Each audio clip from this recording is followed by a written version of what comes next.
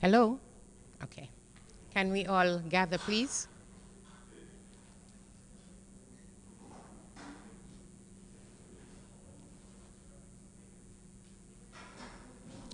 Testing.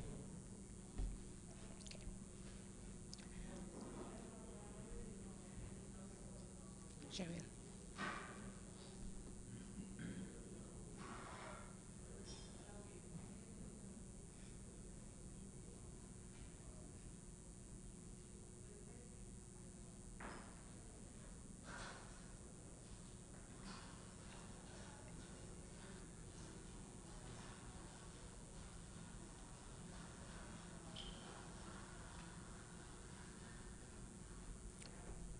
Honorable,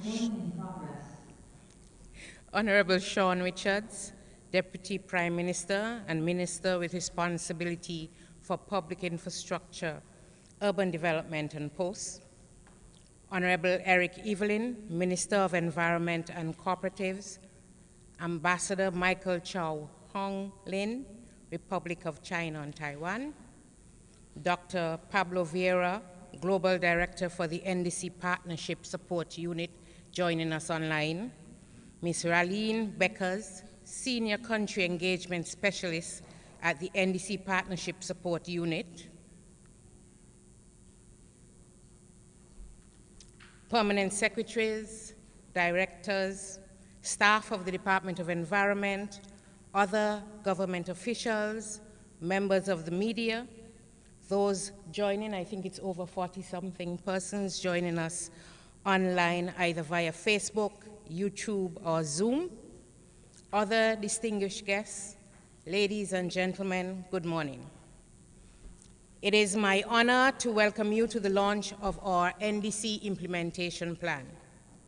I also want to extend a warm Kittitian and Nevisian welcome to our partners and colleagues from the NDC Partnership, who, along with the International Renewable Energy Agency and the Climate Analytics, have generously provided the support for the preparation of this key document, along with our newly revised nationally determined contributions. St. Kitts and Nevis, as a small island developing state, and like most other small island nations, we are no strangers to the impacts of climate change. Climate change threatens every aspect of our planet and every facet of our society. The latest IPCC report paints a dire picture that, with the current global trends and patterns, the world is entrained to warm by an unprecedented 3.2 degrees Celsius in this century. That sort of temperature rise would set our planet on a collision course to be hit by unprecedented heat waves, terrifying storms, and widespread water shortages.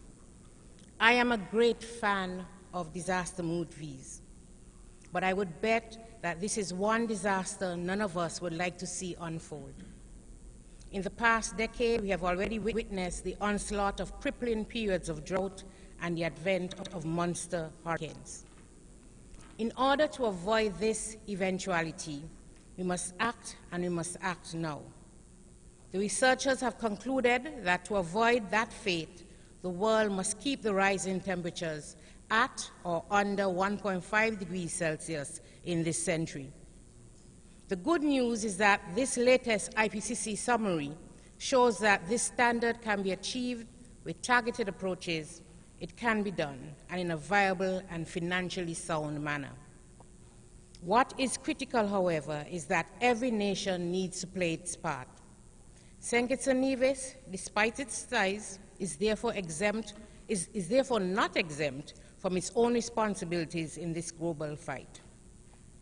Not too long ago, shortly before the historic Paris Agreement was accomplished in 2015, St. Kitts and Nevis submitted its initial nationally determined contributions to the United Nations Framework Convention on Climate Change, in which we pledged to reduce our emissions by 30% by 2030. We had no idea how we were going to achieve this lofty goal and no financial means to accomplish this goal. In 2020, we sought support from the NDC Partnership to assist us in revising that initial document to meet our obligations under the UNFCCC. The NDC partnership, along with the International Renewable Energy Agency, IRENA, and Climate Analytics, provided the technical and financial support for us to revise our NDC and develop this implementation plan we are launching today. In our revised NDC, we have sent a clear signal to our people that not only will we be at the forefront tackling the challenges of climate change, but it is a definite indication to the international community as well that we are serious about our commitment to the 1.5-degree global temperature target. One of the crucial objectives we have set in our pledge is our pledge in St. Kitts and Nevis to reduce our CO2 emissions by 61% by 2030. This is a huge task, which can only be achieved through a total transformation of the energy sector. Distinguished colleagues, in order to achieve our CO2 reduction targets, it is estimated that we will need US $878 million, or 2.38 billion EC dollars. In light of our current economic climate and all the ramifications thereof, this ambitious goal seems only attainable if we are able to receive international support. One of the hurdles we must overcome, however, is that St. Kitts and Nevis is no longer eligible to receive overseas development assistance. So how do we achieve this lofty target and arm ourselves appropriately to confront the giant of climate change? One of the ways in which we have approached this challenge is to identify national public funding sources, as well as tapping into the international revenue sources that are open to us. The NDC Implementation Plan brings all these avenues of support together in one document. Ladies and gentlemen, I hope that I've teased you with this brief peek into the implementation plan. A more comprehensive presentation will be given later. As we move towards implementation of our revised NDC, let us all commit to being the stewards of this plan and to seeing to its successful implementation. I bid you welcome once again and wish us well as we take the next crucial steps towards implementation. I will now like to invite the Honorable Eric Evelyn, Minister of Environment and Cooperatives, to deliver some brief remarks.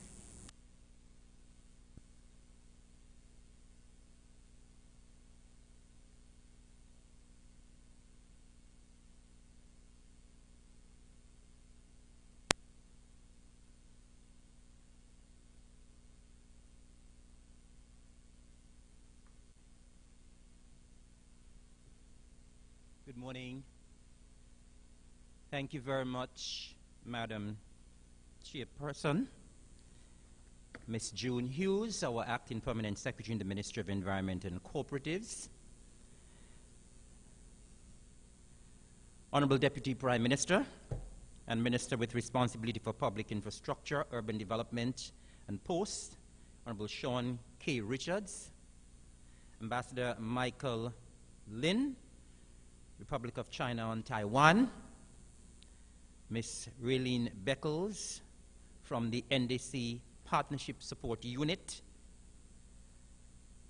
permanent secretaries, senior government officials. I understand that Mr. Cosbert Woods is also here with us. Indeed, happy to have you.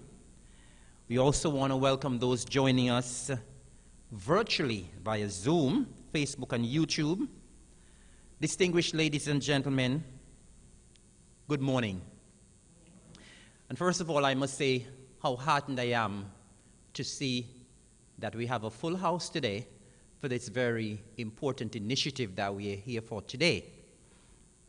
It is indeed a great privilege that I deliver brief remarks at this, the launch of our Nationally Determined Contribution NDC Implementation Plan. At the outset, please allow me to convey my deepest appreciation to the NDC Support Partnership Unit for their assistance that now allows us to present this critical document to the international community. The Ministry of Environment and Cooperatives, as the focal point for climate change, has been the lead ministry for the revision process to update the St. Kitts and Nevis National Determined Contributions. The NDC outlines the national effort that my country intends to undertake to reduce national emissions and adapt to the impacts of climate change. As many of you may be aware, St. Kitts and Nevis launched and presented its revised NDC at COP26 in November of 2021 in Glasgow, Scotland. Through a series of engagements and consultations, St. Kitts and Nevis has pledged to raise the bar.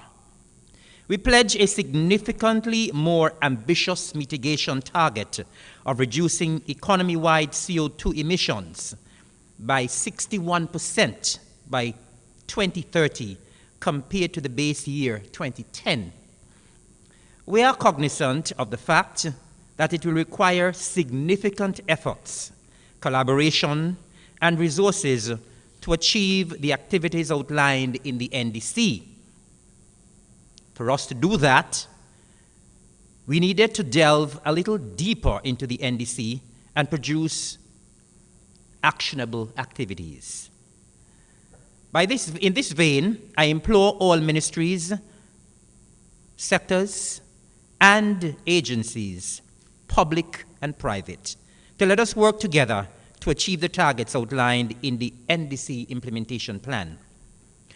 Our enhanced mitigation actions call for, among others, 35.7 megawatt of utility-scale solar PV in St. Kitts, 6.6 megawatt of wind power capacity to be installed in St. Kitts, 25 megawatt of geothermal power capacity, 10 megawatt in Nevis and 15 megawatts in Kitts, improvement in transmission and distribution in infrastructure to reduce losses in both islands, 2 solar PV plants of 0.75 megawatt each to supply a desalination plant located on each island, 5% demand reduction for the power sector by introducing solar water heaters, and penetration of electric vehicles reaching 2% of the vehicle fleet. We recognize that we would need adequate access to resources, including climate finance, as well as capacity building support, not only in electricity generation, but to develop the necessary charging infrastructure and training programs to enable swift decarbonization of the transport sector. Colleagues, as I think about our vulnerabilities and urgent need to respond, I ponder on the conclusions in recently approved Working Group 2 contribution to the 6th assessment report of the Intergovernmental Panel on Climate Change that highlights impacts, adaptation, and vulnerability. It reminds us that time is of the essence and that the window to secure a livable and sustainable future for all is rapidly closing. Adaptation is urgently needed, but it will not be enough without limiting warming to 1.5 degrees Celsius. The truth is that, colleagues, we need to continue identifying and implementing adaptation and mitigation measures in a collective manner. We need to ensure that we make use of the most effective tools and methods that will help us to integrate climate change considerations into our planning and investment processes. A coherent and coordinated system is critical. Rapid scaling up of climate finance is needed. Enhanced mobilization and access to financial resources are all essential. At the end of COP26, there was general consensus that there was an urgent need to accelerate climate action. But we also recognize from the IPCC Working Group 2 that lack of climate finance is a key constraint to adaptation. The issue of loss and damage has been of major concern for small island developing states, including St. Kitts and Nevis, who have suffered tremendously from natural disasters directly attributable to climate change. COP decisions recognize loss and damage. However, every opportunity that is presented to us must remind that the developed world that future climate impacts as well as loss and damage will rapidly escalate above 1.5 degree, and for every 1/10 of a degree that the world warms beyond 1.5 degrees Celsius, the more severe economic and non-economic loss and damage will be. Significant reduction of greenhouse gas emissions is an absolute necessity. The NDC Implementation Plan has highlighted a suite of activities that could help us to enhance our climate resilience. Our enhanced adaptation actions include capacity building and information management systems for decision making, climate smart agriculture, integrated water resource management, integrated coastal ecosystems management, climate proofing the tourism sector, climate change and disease prevention for human settlements and human health, just to name a few. The NDC Implementation Plan has transformed the revised NDC's content into actionable activities. It was developed in an integrated manner and lays the groundwork to reduce and adapt to the effects of climate change. It also translates the NDC targets to real actions, interventions, and support by also identifying potential funding sources and mechanisms to help achieve the NDC target. The contents of the implementation plan will be our guide to leverage the financial and the technical support that we would require to achieve our targets. Mr. Meshach Alford, our very competent in-country facilitator, will guide us through that plan. Ladies and gentlemen, colleagues, partners, I cannot overemphasize the need for coordination and the creation of synergies and meaningful partnerships.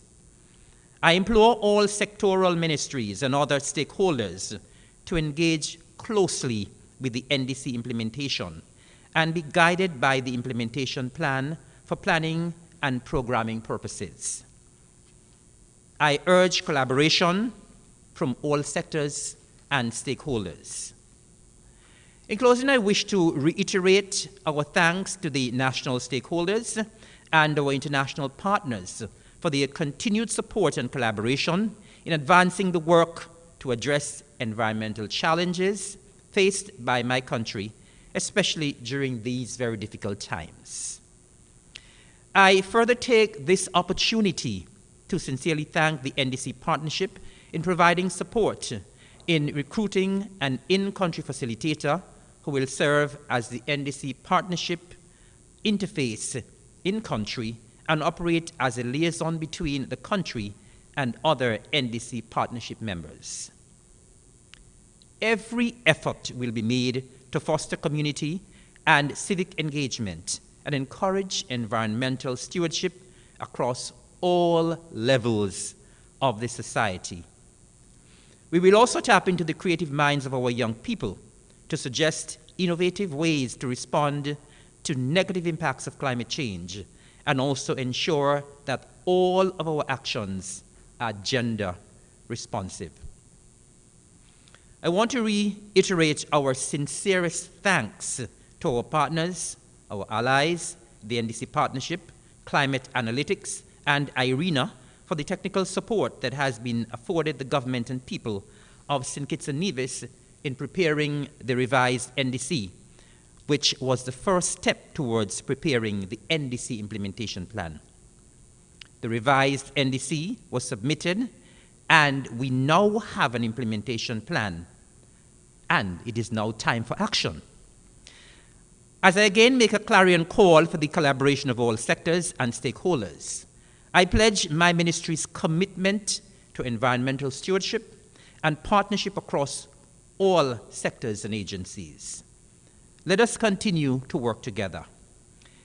This must be an all-hands-on-deck approach to make sure this land, our land of beauty, become more resilient for us and for our future generations. Climate change is negatively impacting all of us, and therefore it behooves all of us to act individually and collectively to mitigate its impact. Let us all take ownership of St. Kitts and Nevis's NDC Implementation Plan and work towards its success. Let us do this together. Thank you, and God bless.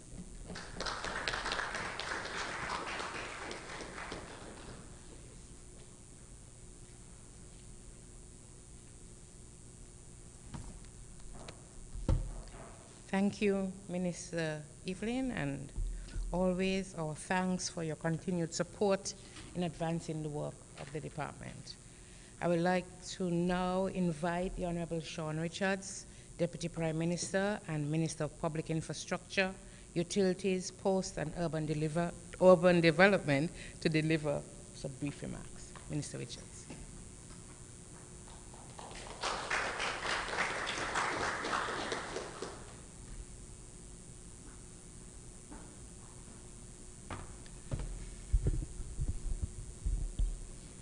Honorable Eric Evelyn, Minister of Environment and Cooperatives, Ambassador Michael Lin, Resident Ambassador, Republic of China and Taiwan, Ms. June Hughes, Acting Permanent Secretary for Environment and Cooperatives, Mr. Darrell Lloyd, Permanent Secretary for Public Infrastructure, Post and Urban Development, Dr. Pablo Vera, Global Director, NDC Partnership Support Unit, Ms. Rallian Beckers, Senior Country Engagement Specialist, NDC Partnership Support Unit.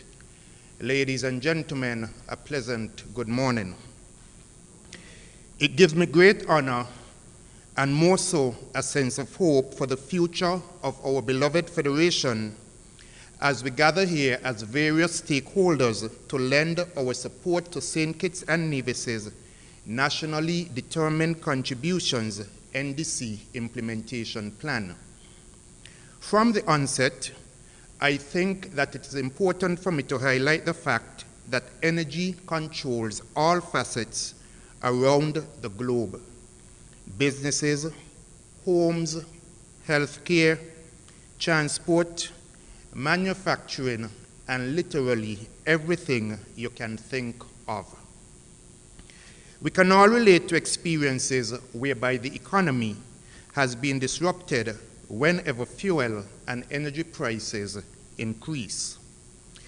For this reason, it is up to us to embrace renewable energy conservation practices. While for some, we can only do as much as switching off lights when not in use and using clean renewable energy rather than non-renewable energy, the government has the power to do even more when it comes to energy conservation. Given its ability to control the production and the consumption of energy, there is no doubt that the government can achieve more results at conserving and using cleaner forms of energy. The energy sector here in St. Kitts, of which I have oversight, contributes 90% of the greenhouse gas emissions, 60% from the burning of diesel for electricity production, and 30% from gasoline and diesel for transportation. Thus, it gives me great pride to speak about the various strides we have made thus far to advance renewable energy in St. Kitts and Nevis. St. Kitts and Nevis launched its revised nationally determined contributions at the Conference of the Parties in Glasgow during the last quarter of 2021. It outlined our climate priorities, targets, and commitments. It sets a very ambitious target of reducing our economy-wide carbon dioxide emissions by 61% by 2030, compared to the base year of 2010. Note that this is conditional upon adequate access to resources, including climate finance and capacity building support.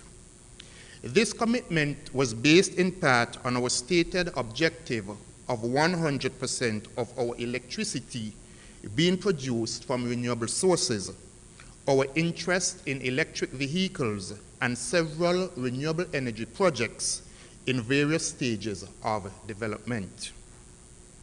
As outlined in the implementation plan, St. Kitts and Nevis intends to expand power generation through renewable sources such as distributed solar, rooftop, utility-scale power, wind, and geothermal. To do this, establishing an enabling policy and regulatory framework and securing investments in renewable technologies are needed to accelerate renewable energy penetration. Thankfully, some of our responsible corporate entities have already demonstrated their willingness to lead this by jumping on the renewable energy train. Since 2010, two of our largest trading companies, TDC and SL Horsfords, have installed in excess of 1.5 megawatts of solar PV between them. We have commissioned a 0.75 megawatt solar farm at the airport, a 0.05 megawatt solar farm for Skelec, and a 1.0 megawatt solar farm at ECCB. Several other commercial enterprises and domestic consumer homes have installed rooftop solar PV and wind turbines. Skelec has signed a power purchase agreement, PPA, with La Clanche to construct a 33 megawatt solar farm with 44 megawatt hours of battery storage. When completed, this would provide 25 to 30% of our electrical needs while reducing carbon dioxide emissions by more than 740,000 metric tons. Upon completion, the St. Kitts project will be the largest solar generation and energy storage system in the Caribbean and a model for other island nations worldwide. In its first year of operation, the system will generate approximately 61,300 megawatt hours of electricity with a 41,500 metric ton reduction of CO2 emissions. The amount of carbon dioxide emissions will be significantly reduced, nearly 750,000 metric tons over 20 years. This is a demonstration of our strong policy for clean, renewable energy. Residents of St. Kitts will enjoy energy price stability for a generation while benefiting from cleaner air and water. We are at an advanced stage of negotiations for a 6.6 megawatts wind farm. We have had earlier discussions with potential waste-to-energy investors. 3 slim-hole geothermal wells have been dug in Nevis, and surface surveys have been conducted on St. Kitts. On the energy efficiency front, we have replaced all of our street lights with LED. Currently, we are in the process of replacing all of the lights on our playfields with LED as well. Legislatively, we have amended our energy legislation to promote the integration of renewable energy into the grid. In terms of incentives, we have removed import duties for alternative energy equipment, and we are in the process of developing a tariff to incentivize rooftop solar and small wind turbines. St. Kitts and Nevis pledges to reduce electricity demand by 5% across the 2 islands by 2030. When looking at per capita electricity consumption in St. Kitts and Nevis, it is substantially higher than other countries in the region. Additionally, the St. Kitts and Nevis electricity grid has high distribution losses relative to other countries in the region, with 20% of electricity generated lost. The revised NDC aims to reduce transmission and distribution losses to 10% in St. Kitts and to 6% in Nevis by the year 2030. To reduce overall electricity consumption, St. Kitts and Nevis plans to implement robust energy efficiency and loss reduction measures that enable policy making and investment towards energy-saving solar water heating technologies, as well as the necessary upgrades to the transmission and distribution grid. SKN is investigating the substitution of diesel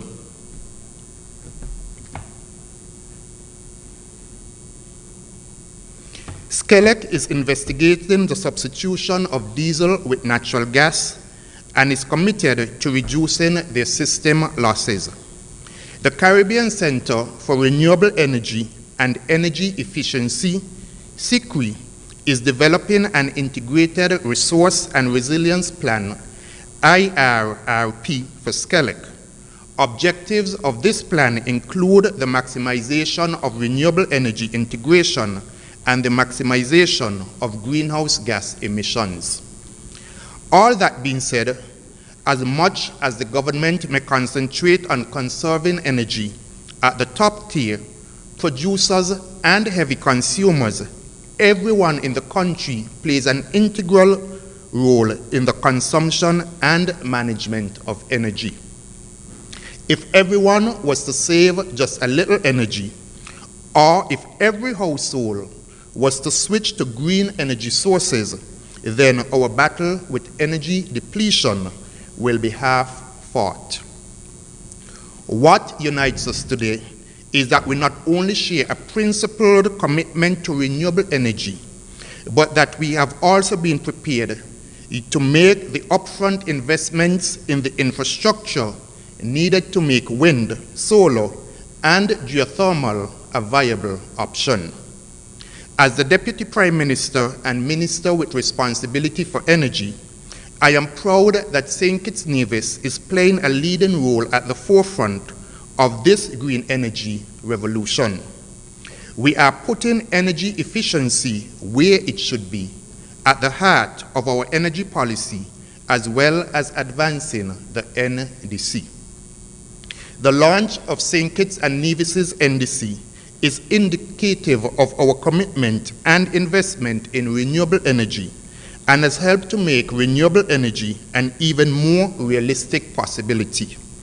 And so, today, as the Minister with oversight for the energy sector, I pledge my support to the launching of the implementation plans, renewable energy and energy efficiency measures.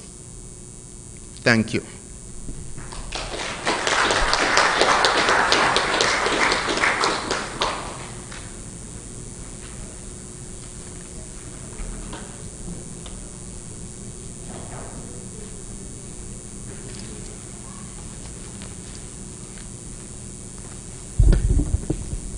Thank you, Minister Richards, for that pledge of support.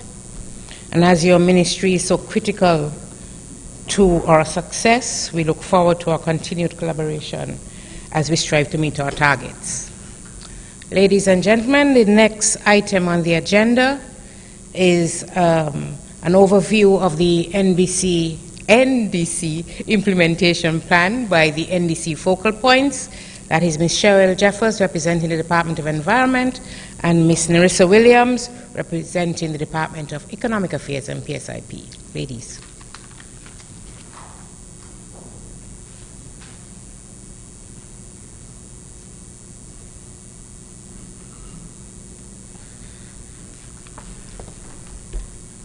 A pleasant good morning, all. Madam Chair, please allow us to adopt the protocol that has been so ably established. In your presentation, you indicated that myself and Nerissa here will be presenting on this particular agenda item. Actually, we're here just to formally introduce ourselves to the persons who are here in person and online, that as part of becoming a member of the NDC partnership, it was a requirement to identify 2 focal points, and the ministries have indicated myself, Cheryl Jeffers from the Department of Environment, and Ms. Nerissa Williams from the Department of Economic Affairs and PSIP.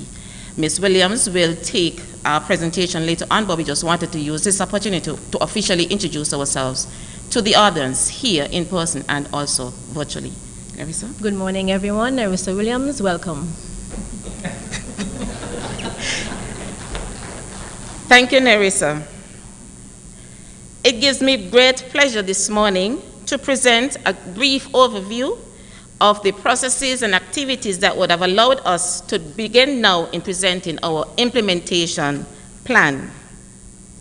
First, please allow me to provide some background with how things would have started. St. Kitts and Nevis became a member of the NDC partnership in September of 2020. One of the requirements, as was previously indicated, that it required 2 focal points to be identified in the names of Ms. Cheryl Jeffers and Ms. Nerissa Williams from the Ministries of Environment and Cooperatives, and also from the Ministry of Sustainable Development. One of our main roles as focal points requires us to coordinate all of the activities as relates to the NDC on behalf of the government of St. Kitts and Nevis to the NDC partnership. Subsequent to becoming a member, an official request was submitted to the partnership to update our NDC as well as develop an implementation plan. This support was provided through to the partnership by Climate Analytics with support from the government of Norway. It will be remiss of me not to express our sincere thanks also to Irina, who provided the technical analysis to feed into the mitigation component of the NDC. Our revised NDC, as the Minister would have alluded, was launched at COP26 in Glasgow. Adhering to the national obligations of submitting the revised NDC was only the first step. We needed to begin planning implementation. In discussions with the NDC partnership, we were privy to an implementation tool that the partnership uses, which we found to be an excellent way to document and track progress. At this point, we realized that we needed additional support to develop and populate such a tool. As such, another request was submitted for an in-country facilitator who will serve as the NDC's partnership interface in-country and help us to refine our objectives through a coordinated manner. And this is where Mr. Meshach Alford comes into the picture. Mr. Alford is contracted by the NDC partnership to provide support in a variety of ways. These include supporting ongoing coordination between the support unit, the various parties in the NDC partnership, and the country government. He will also serve as an anchor to assist the NDC partnership in communicating and coordinating service at the country level. As focal point, he will manage and update the plan in the online system, ensuring that information remains up to date and accessible for key stakeholders. He will also assist us in collaborating with the support unit to document changes in the operating context and provide support to the government and stakeholders in the decision-making process. Further, support will be provided in following up and mobilizing partner support for its needs, priorities, as well as update those along the way as needed by the government's guidance and those that have been reflected in the implementation plan. And lastly, but by no means least, he will also assist the government in coordinating with key partners on aligning the country's programs, projects with the needs, gaps identified in the implementation plan. To achieve these goals, Mr. Alford, with support from the focal points, has engaged in a series of extensive sectoral consultations to populate this NDC partnership tool. This process required gathering relevant information from ministries to ensure that there was significant alignment. It was also useful to gather information from our budgetary processes that were recently approved at the end of 2021. It is important to note that at the end of the day, we are striving to enhance coordination, align with national and sectoral development plans and budgets, create synergies, and avoid duplication of efforts. After a series of consultations, 4 broad outcomes have been identified. These include reducing emissions from electricity generation through the adoption of renewable energy. It also allows us to reduce electricity consumption through energy-efficient measures, reducing emissions from the transport sector, and definitely enhancing our climate resilience and adaptation with key sectors such as agriculture, water, coastal, tourism, and the health sectors. Colleagues, the plan has now been validated by the sectors and is now in circulation. In terms of next steps, we recognize that a proper coordinating mechanism would be critical to ensuring that the activities outlined in the plan are monitored and tracked. In this vein, we would use this opportunity to extend an invitation to all ministries who are present and virtually, who has a keen interest in tracking and monitoring the progress of this particular tool, to please indicate through the focal points or to Mr. Meshach Alford if you are interested in participating in any training that can be done through the NDC partnership. We will continue to engage with all stakeholders to ensure that the information in the plan remains current as is practical. I cannot leave without talking about money. I'm sorry. The financing strategy that was created by the climate analytics was developed, and it indicated there was an estimated $878 million that was required to implement the plan. But you would realize we have a funding gap of about $750 million. I would not go too much into this particular activity because later today or perhaps tomorrow, Meshach Alford will present a donor mapping exercise that was done that shows us in terms of what work has been done thus far and who our current partners are in terms of implementing those particular activities. But I just wanted to solidify the point that with scarce resources, lots of work needs to be done, and we have to work smart and we have to work together. And as I close, I just want to again reiterate on behalf of the ministry our deepest appreciation to all of our project partners, the ministries, the private sector, and the public at large for their continued support. The truth is, if we are to enhance climate resilience and significantly reduce our dependency on fossil fuel, it requires all hands on deck. I thank you for your kind attention.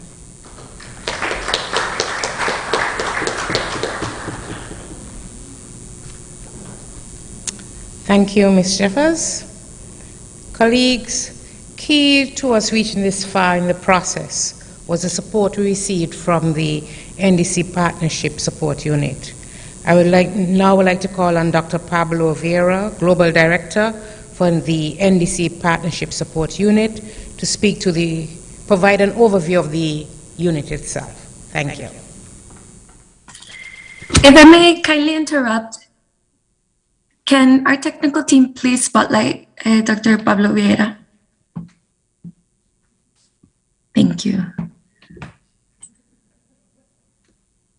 Well, thank you very much, Honorable Deputy Prime Minister Sean Richards, Honorable Minister Eric Evelyn, Madam Permanent Secretary June Hughes, our focal points to the NDC partnership, Ms. Cheryl Jeffers from the Ministry of Environment, and Ms. Nerissa Williams from the Ministry of Sustainable Development, and our in-country facilitator, Mr. Meshach Alford. My name is Pablo Vieira. I am the Global Director of the NDC partnership. First, let me apologize for not being there.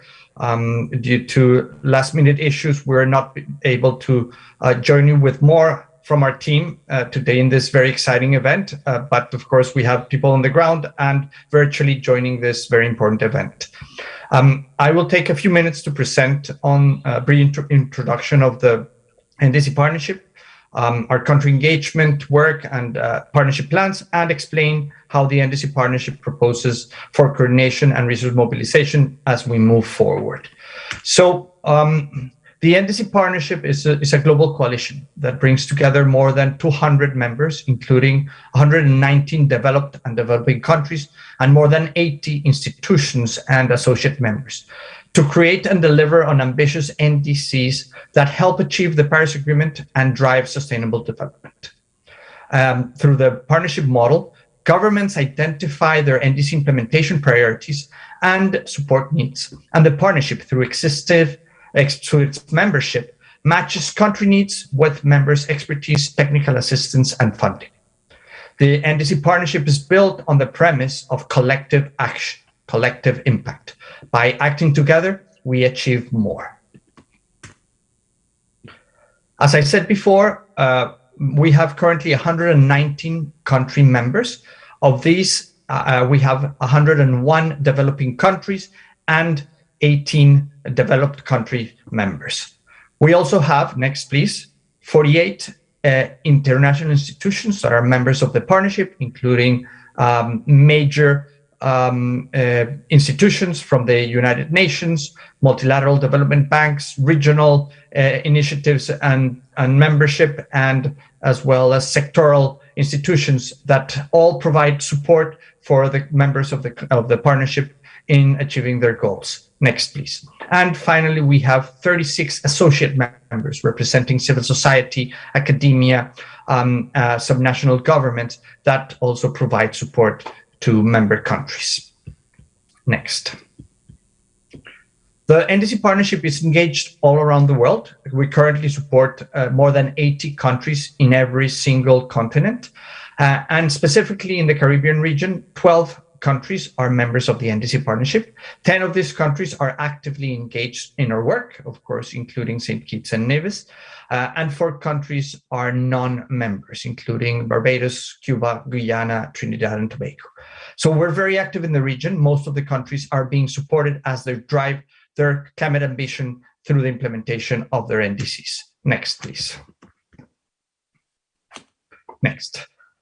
So how does the NDC partnership work? Well, the NDC partnership supports countries through technical assistance and capacity building, through knowledge and information sharing, and through facilitating access to finance. We do this in a way that meets emerging needs from countries in a timely and flexible way through this support mechanisms. Next. Our main work focuses on our country engagement strategy as well as through sharing knowledge and learning. The NDC Partnership's country engagement strategy is characterized for being country-driven, so it responds to the requests for support from country members. It is a framework for coordination, alignment, and to guarantee maximum support amongst members. It allows bringing climate and development goals together by turning NDCs from standalone documents into national policies and implementation plans, and by linking them with national development processes and budgets.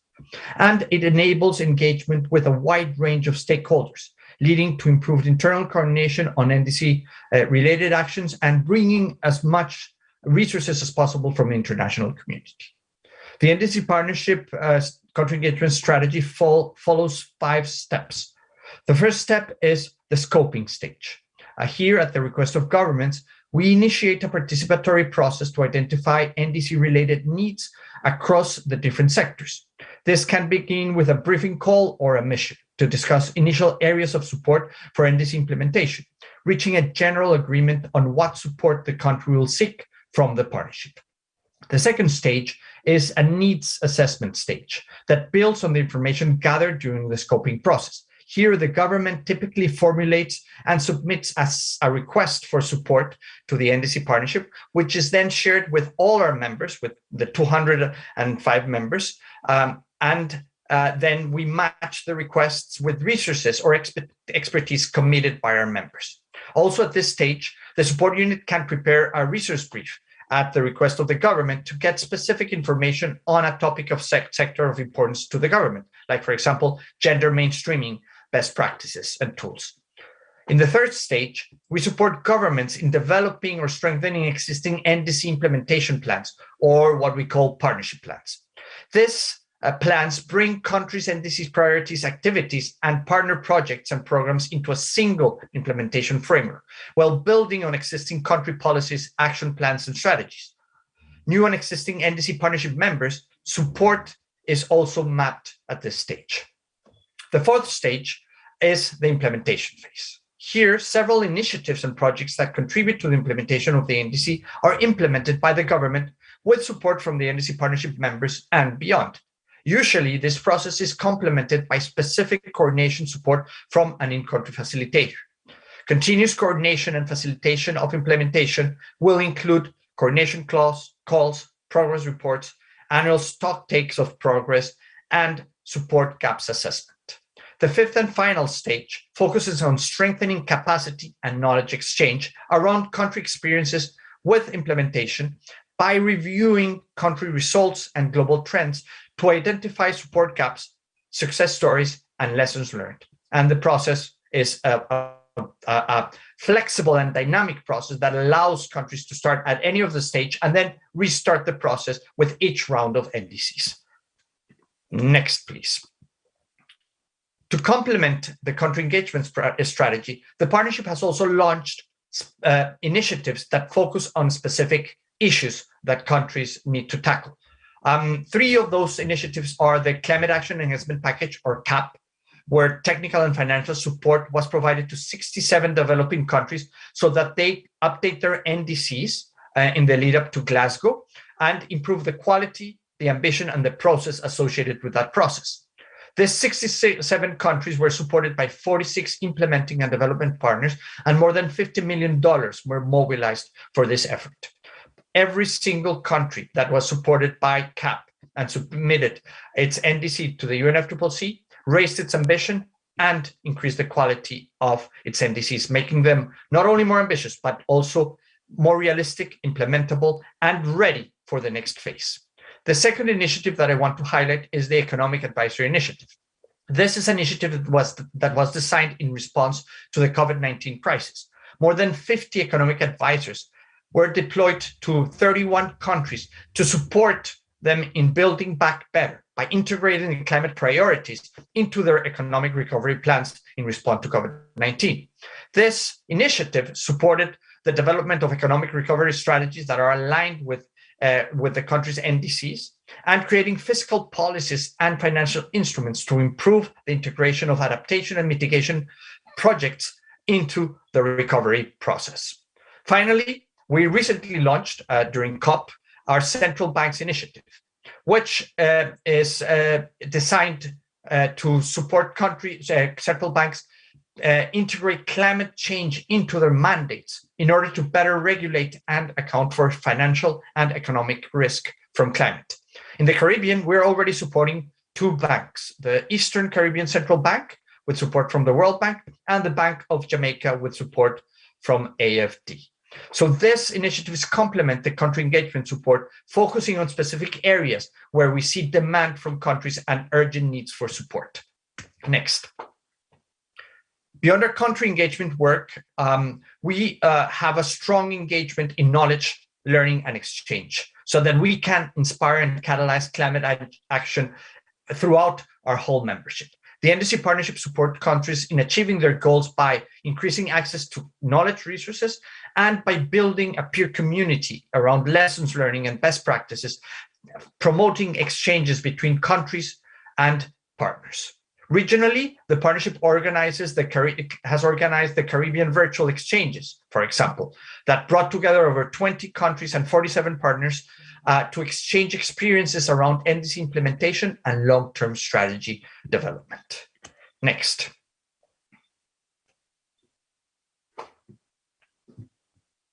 So, in order to support NDC implementation, the recommended way forward is for countries to put together an implementation plan for their NDCs, or what we call partnership plans.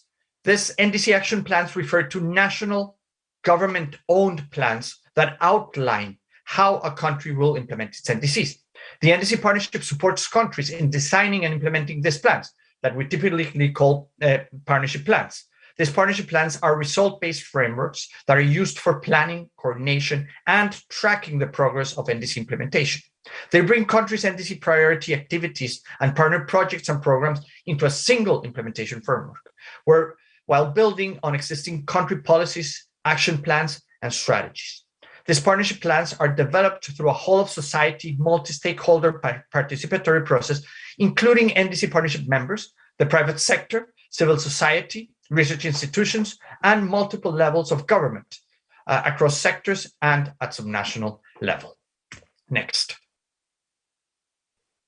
The partnership plans are hugely useful and benefit countries in different ways. They are a planning tool that gathers NDC needs and priorities together in a single document. They're a coordination tool that maps the contributions from the different stakeholders and serves as a basis to initiate dialogue with domestic and international actors. It serves as a resource mobilization tool as it provides costing or funding needs associated with each activity, helps identify support gaps, and is circulated to NDC partnership members and partners for additional support. It is a monitoring tool which provides a logistical framework, including outcomes, outputs, indicators, and timeframes, and can be managed easily through the online partnership tool. This is a tool that allows countries to navigate the value chain of services of the partnership so that they can strengthen their technical and institutional capacity in tackling policy, strategy, and legislation needs, budgeting and investment needs, and monitoring and evaluation needs. In terms of the process for the development of partnership plans, it starts with a government indicating interest in developing this plan.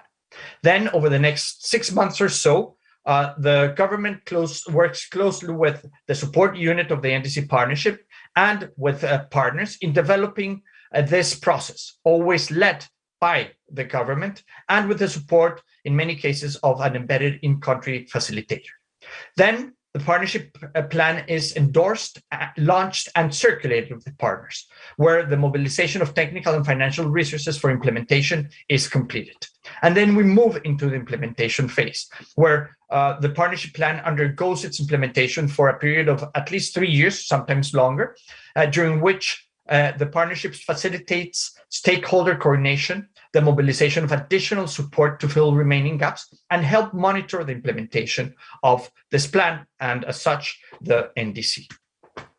In terms of St. Kitts and Nevis, the NDC implementation plan at this point is in the process of launching and circulating with partners and the mobilization of technical and financial resources for its implementation. The NDC implementation plan of St. Kitts and Nevis, or its partnership plan, was circulated to the NDC partnership members on March 31st of this year.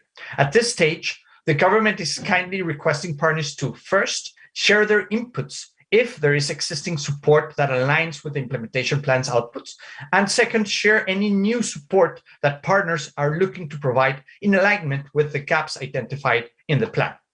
Partners are encouraged to contact the in-country facilitator, indicating existing or new support in contribution to the implementation of this plan by May 2nd. So we're right in the middle of the process of mobilizing technical support and finance for the implementation of this plan in this particular moment.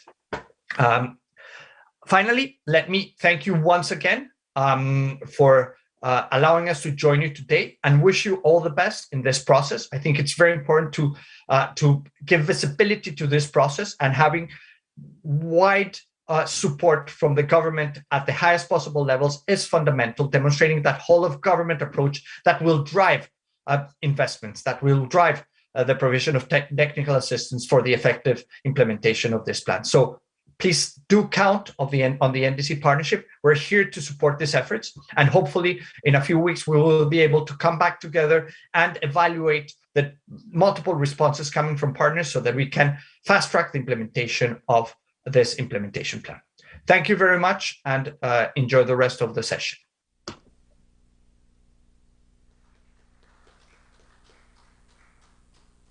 Thank you. Thank you, Dr. Vieira. I would like to once again extend our heartfelt thanks to the partnership for its support. Colleagues, Dr. Vieira mentioned the support to the central banks. Our Eastern Caribbean Central Bank will be presenting tomorrow on this initiative. There will be one change now to the agenda. We are going to bring up the break one session, so we'll now break 10 minutes. So colleagues online, this is the time to go get your coffee, stretch your legs, go to the bathroom. The rest of us will break for 10 minutes. We will resume 10:25. Thank you.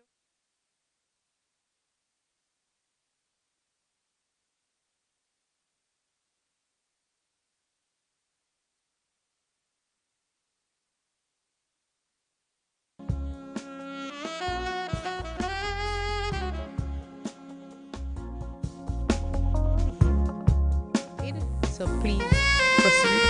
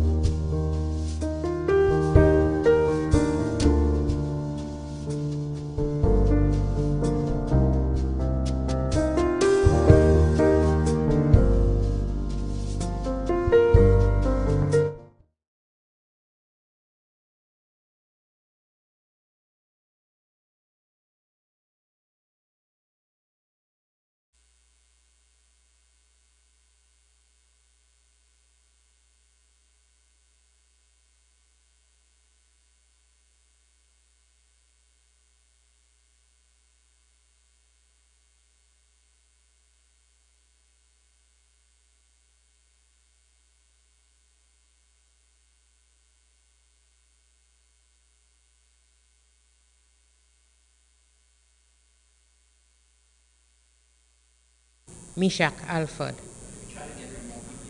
Yeah.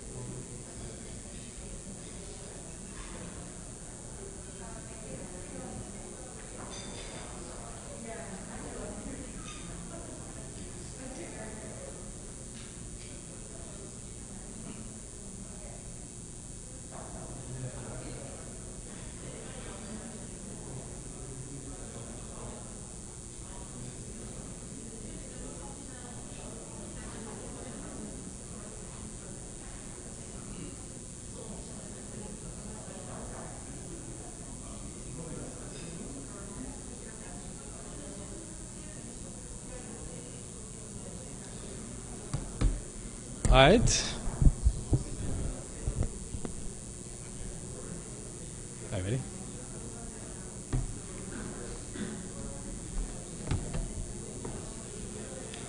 All right, good morning, everyone. Can we start now? Good morning. Thank you, Madam Chairperson June Hughes, for that introduction. Today, I'm going to be presenting on the implementation plan.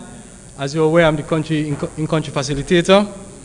I would like to really start by providing you some context to the NDC Implementation Plan, just to give you a quick understanding of the setting for it. Now, the NDC Implementation Plan is the offspring of two parent documents, as was discussed and presented earlier this morning. One is the revised NDC, and the second one is the implementation financial strategy for the plan. The first is a report which captures the country's climate commitments. The second document, which is the strategy, expound on the various measures, actions to be taken, the priority actions of the country, and now the implementation plan brings everything into a single logical framework that we can use for coordination, awareness raising, amongst other things, also progress tracking. The revised NDC is due to commence this year, 2022, and shall extend up until 2030. There are some shorter measures or actions to take place over the 2022-2024 period. Indicated this morning is of some $750 million commitment. The minister would have mentioned some 800 million. The shortfall here is with the Leclanche project, which funds are already being committed to. And so we're looking at a $750 million to bridge the gap. The general layout of the implementation plan is on both a mitigation and adaptation side, with outcomes straddling both. There are three outcomes for the mitigation, which include emissions reduction from the electricity generation by adapting to renewable energy. 2, electricity consumption reduced through energy efficiency measures and reduce emissions from the transport sector. Under the adaptation, we're looking at enhanced resilience. So these 4 outcomes were already presented this morning. I'm just giving a brief summary before I can show you or demonstrate in the implementation plan. Next slide, please. So the relationship between the NDC implementation plan and the revised NDC must be kept. So it must bear the DNA of both the preceding documents. For the first, the overarching target of reducing greenhouse gas emissions by 61% over the 2010 baseline by 2030, you need to take serious measures or big measures to accomplish this. The first 2 outcomes I would like to discuss are outcome 1 and outcome 3 because they're so related. The emissions reduction from electricity generation reduced by adopting renewable energy. The plan or the strategy envisage a 100% transition to renewable energies, as was articulated again this morning, and that would mean or lead to a 60% reduction in GHG emissions from diesel fuel consumption. The basic rationale for that is that 95% of the electricity generated on St. Kitts and Nevis is through diesel-powered plants, with only 3% from solar and 2% from wind. The second largest sector, emitting sector, is the transport sector. So of course we have to target that specific sector.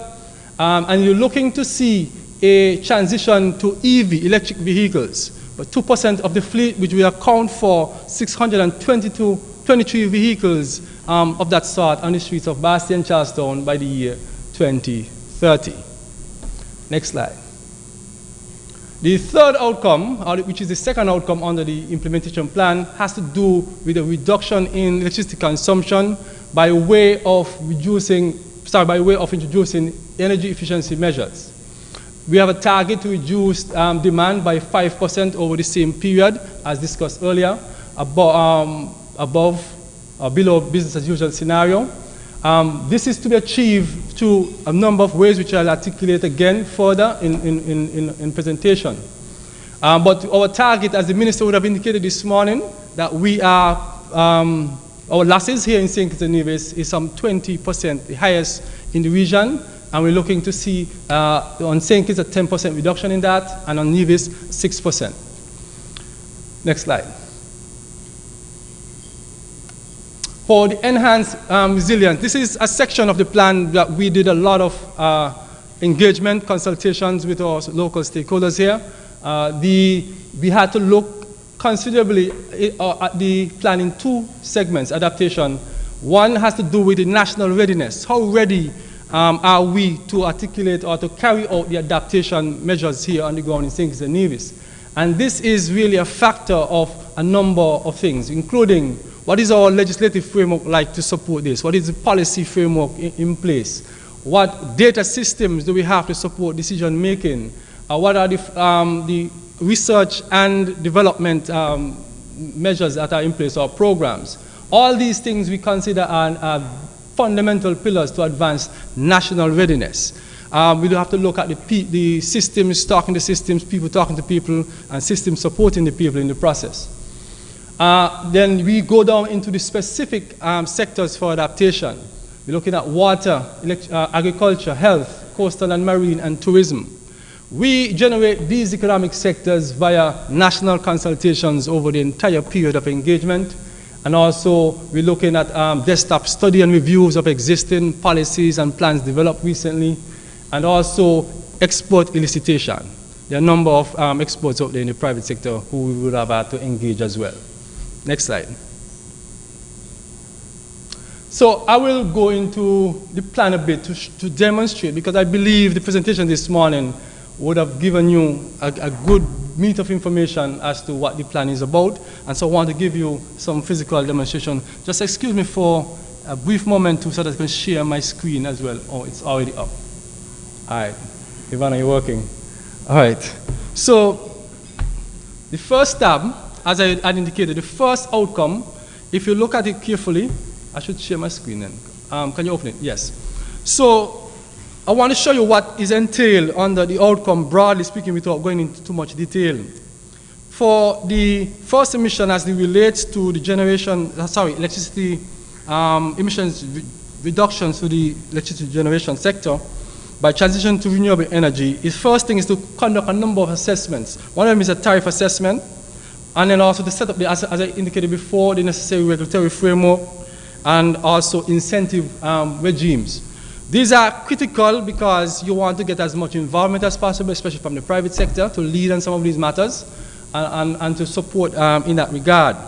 Looking at also the deployment of distributed solar technologies, that you're looking to have an increase in that. That will be looking at the household level as well. And if you go down a bit further, you're looking at the geothermal. The minister spoke to what work is being done on Nevis already, and that which is also being performed in St. Kitts in terms of the research level. Nevis is more at an advanced stage in that regard. There's also a segment to do with wind, 6.6 megawatts to come on stream in St. Kitts. And Nevis is basically asking for support in terms of storage systems for the existing turbines. All right? And then we could go on to the other outcomes of electricity consumption reduce. This is largely to do with on two major levels, one of which is at the utility level or the government systems, the grid systems, transmission and distribution losses, as we referred to in the earlier slides. How do we go about reducing the consumption? And this will be done through upgrades and so on. Of course, there will be some studies necessary to perform to see the impact and so on. These things will have on the grid as we go about. At the level of the household, you're looking at energy efficiency measures, especially integrating solar water heating in homes. And so largely this will be another thing. Of course, you will need the necessary legislation in place, especially the revision of the existing building codes and so on, to make sure these things are actually incorporated. The minister referenced this morning also the incentive regime that is necessary to support and advance penetration, right? Reduce emissions from the transport sector. Of course, the detail on this is very simple. EV introduction in St. Kitts and Nevis, the setting up of the necessary infrastructure for the charging stations, also again the policy and legal framework to support that. All these things are mentioned on the plan. So this is just to give you a basic overlay of the plan.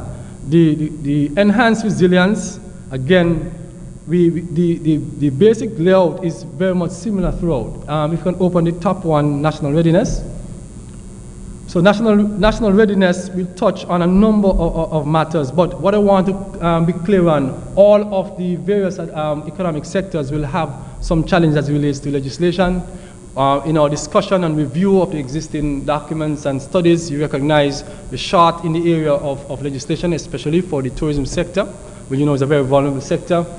Certain policies are as well. We need to have climate action mainstreamed in some of these policies.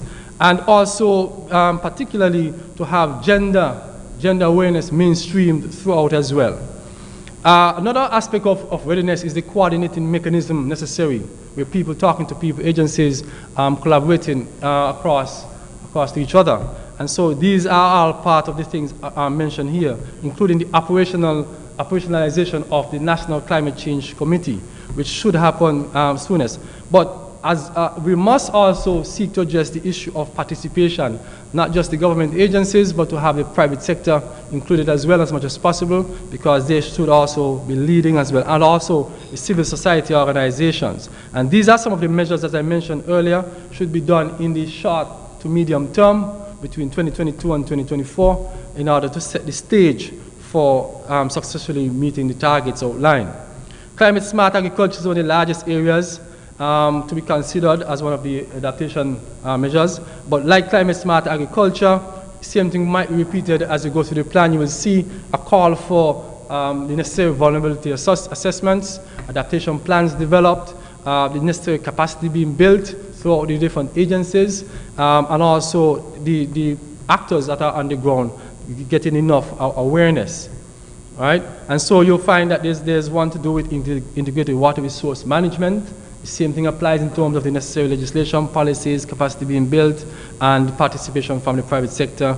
Climate and disease prevention, again, the same early warning systems necessary to be put in place so that we can respond. And having response mechanisms, just like you have the COVID task force set up, what would it be for tourism if there's a storm event that is approaching us, and what will you do as a response after this time as well? So all these things the plan calls for. Things end at 4.8, climate proofing the tourism product. One point I want to make about the tourism product, as the lead sector over the years, you find that the legislation in this regard, the policies in this regard are short as it relates to climate change impacts and so on. And so this definitely should take some precedence going forward as well. All right? So I'll make a quick switch and go to the online tool. Right, we've been talking about this tool for some time, and so what the work we've done over the last 6 months in bringing the plan into a more finished state is that we need to put it online so that you can have collaboration happening, tracking happening. And so it's a collaborative tool, it's a tracking tool, it's a tool to aid implementation and to help with awareness raising, and also to help with resource mobilization. And so I want to show you briefly what does that look like. I think I have to share screen for this one, right? Okay. Just give me 1 second. Let me share screen.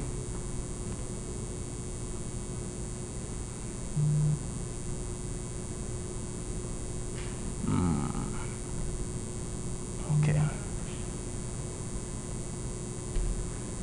Should be showing up shortly. Okay. So this is what the tool looks like. So let me share with you the basic structure in the plan. I just mentioned and I shared with you on the various outcomes. So in the far left, that's the basic breakdown. So you see the tree structure. Essentially, it captures all of the information that we've documented over time. It's a barrage of information in the plan. When you open up, the first thing you see is the outcome. And then if you go down, you realize you start to go into the different outputs that make up the various outcomes. And if you click even further, it allows you to go into the various KPIs and so on, the key performance indicators necessary to achieve these. If I were to click, respond, good. The key performance indicator is also broken down into the various activities necessary to accomplish. It shows you the baseline information. These are some of the information we would have collected over the last couple of months by talking and discussing with the various sectors. It's really iterative process. The very targets that are set, the date by which they are to be accomplished, start and finish, the sector leads, the implementation agencies, the focus, and also even you can see the focal point, the persons or person who you would be in contact with in order to get certain information. Below, at the bottom of the screen, as we say, we are looking to attract funding and resources internationally, regionally, otherwise. And so there is an element to the plan to where persons can be able to log in and say, we are going to support this particular KPI or activity. And so essentially, you can easily go to add support once they provide you with the access, or if they send information via email or any other means, as an administrator, I can go in and log in that information. Now, this information also can be seen by those persons as other agencies in the government and so on will also be able to get in to see the plan. There's a public view to the plan as well that you can also begin to make suggestions and changes. All right? And so you can basically add the amount of funds that are going to be committed, when that's going to happen, the name of the project, and then you have something to do with the funding agency itself. So you can also see that information, right? Whether it's World Bank, ADB, whatever the agency is. So this is just a wet mouth on this side of the plan. Let me move on to another aspect of the plan, which has to do with reporting. Every quarter you have to present reports, updates, so that means I have to be in constant conversation, exchange with the various sectors, and so I have to be able to provide, and this is part of the tracking, the monitoring aspect of the plan. And so this is also a transparency framework in and of itself, and so that people can see what's really happening in their respective sectors as well. This is another aspect of the plan as well. So this gives you, it's a country analysis dashboard. If you want to see what's happening, the progress being made over the different KPIs, different output areas and so on, you can see the basic breakdown, the outcomes output that we've been discussing, the amount of that are allocated to adaptation and mitigation and others. You see the performance. You can measure that. It shows you a wide array of graphs for analysis that you can use and plug into reports. So it makes reporting a lot easier, a lot faster. This is happening in real time. As information is inputted, it starts generating itself, right? And so you can go down and perform a number of assessments and things. For like this one on support received, support status, it shows 1.67% of support received. So as you get support coming in, you will see that graph changing over time. And because we've had some engagement with these different stakeholders, we know that there are other support, but we are waiting until we get those responses from the international partners to make this looking a lot prettier and better than it's really supposed to be. All right? And so we are aware, based on our engagements, that there's more to offer, more to offer. So yes, this will bring me quickly. I was told I have limited time, but I did it in short enough time. And so this will bring me quickly to the close of my presentation on the NDC Implementation Plan. I think the floor will be opened up shortly for questions. Keep the questions short. Just playing. All right, so I'll be here to answer any questions that you have.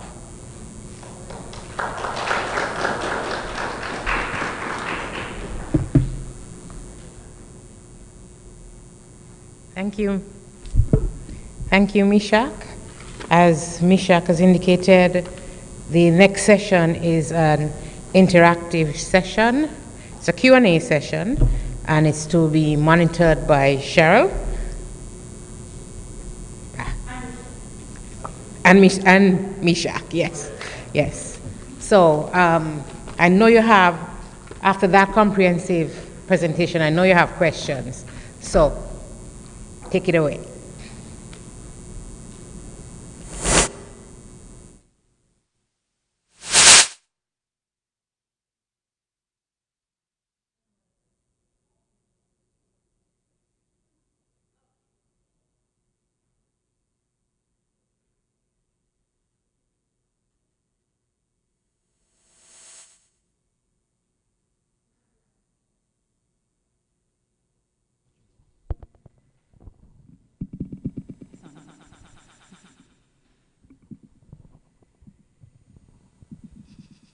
Good morning, everyone.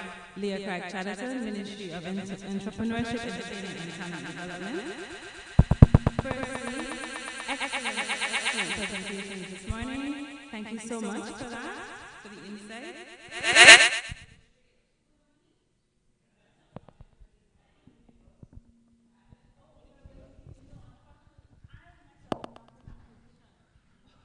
Hi, apologies, technical team, we're hearing a bit of an echo.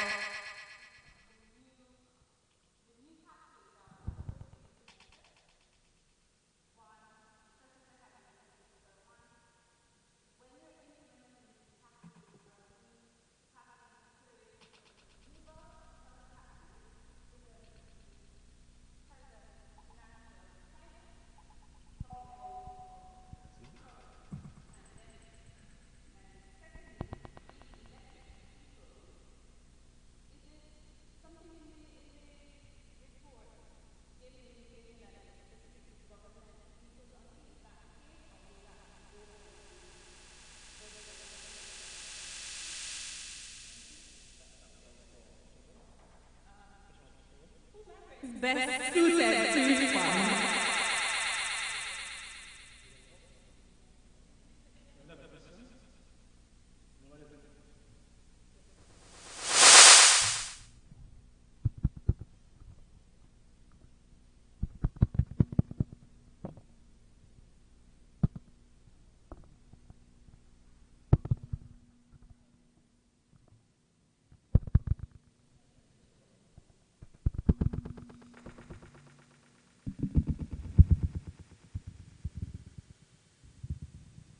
Good morning. Good morning. Local consultant, GCF Readiness Project. Just was actually a follow-up on that question, and it's in relation to the 2% EVs, which is one of the targets of the NDC Implementation Plan. And of course, that would require a shift in consumer behavior, consumer preferences. And my question is, what specific, could you elaborate on the specific activities that have been identified to motivate a shift in consumer preferences, consumer behavior from current gas vehicles to electric vehicles? And also, what are the underlying assumptions that this shift in preferences and behavior would actually achieve a 2% increase in electric, well, it's not an increase, it's a 2% EVs, as opposed to, what would have been the underlying assumptions for that specific 2%, 623 give or take vehicles?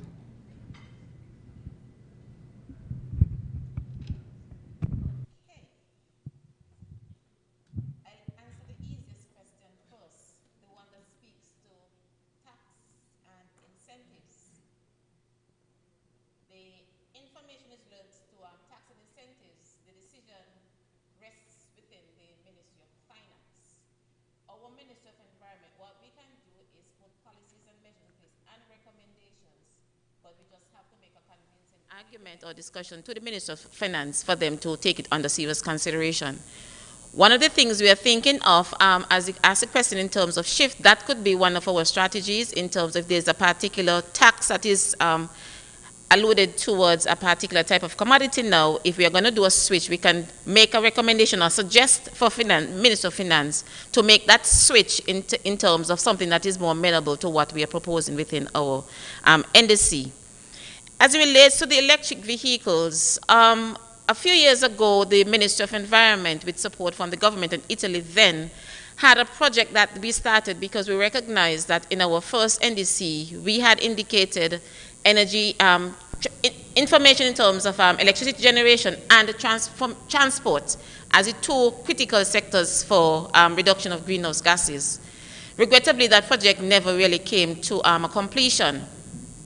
But the reality is that most of what we do on the ground here is driven mostly by external activities. In terms of, at some point in time, the vehicles that we're using now will be phased out, even in terms of production, and by virtue of force, to be quite honest, we will have to switch. What we are proposing is that with collaboration with SKLEC, NEVLEC, the energy units, and definitely the private sector. If we can begin that transformation in terms of putting the necessary infrastructure in place. We've started some work in terms of engaging in a feasibility study to see how practical really is it and the cost associated, because we do know that in as much as we promote energy efficiency, the startup cost is never going to be cheap. But if we have to look at the long term, over the years, eventually it will add up. In terms of assumptions, it was basically, the science basically was showing that looking at the type of fuel that is used for our vehicles, it is best preferred for us to go towards looking at solar PVs in terms of solar panels. One of the things we are thinking in terms of as we incorporate the private sector, if we look at where most of our parking lots or car parks, persons, we can perhaps engage the private sector to consider using solar panels within the car parks. When most of us go to the grocery stores, when a vehicle is parked, it is charged by the time it gets out. And the truth is that St. Kitts and Nevis is very small. We don't need to travel more than a half an hour at any given time. And so the information that we have based on what is available right now, I think it is something that we should really seriously consider. And the question in terms of government taking the lead, we just wanted to demonstrate that there's a collaboration that is required between private and public sector. There's no harm if government take the lead, but we will welcome the private sector to take the lead, especially as it relates to the EV vehicles, because when we look at the fleet of government vehicles, it's a lot. But if there's any one particular individual that has an interest in wanting to actually take that route first, I'm sure that we have no reservations as government staff to encourage that. But just to say that the transport sector was identified because it was the second largest sector within the reduction of greenhouse gases into our NDCs and stuff like that. Mishak, anything else you wanted to add? Sure. Let me start with what you end with in terms of the transport sector. You will have asked specific questions about whatever other activities to achieve the 2% reduction. No problem. So I would have indicated that there should be some legislation, some legal framework put in place. Of course, there's nothing to support that at this time. So that's one of the areas, the main areas that's responsible for the government to advance in that area. You have to be able to give the private sector some level of comfort in taking that particular road. So there are a number of incentives that will have to be developed. Of course, you can't just go and say these are the incentives. You must be able to have assessed to see the elasticity of whatever you're going to be doing. So what kind of change is going to be effected as a result of putting in a particular thing. So one of the things that is being encouraged here is that an assessment of that is to be carried out. What's one of the activities under that KPI is to conduct an assessment to see what kind of incentives will be necessary and what will be more palatable to the Ministry of Finance and the government on the whole. Also, generally speaking, the impact of what we are calling for the NDC on a whole must be measured against the government system, government budget process. So you must know what the impact is going to be. So that is also encouraged in the plan as well, to see what kind of space it would allow for. So there will be some impact studies. So for the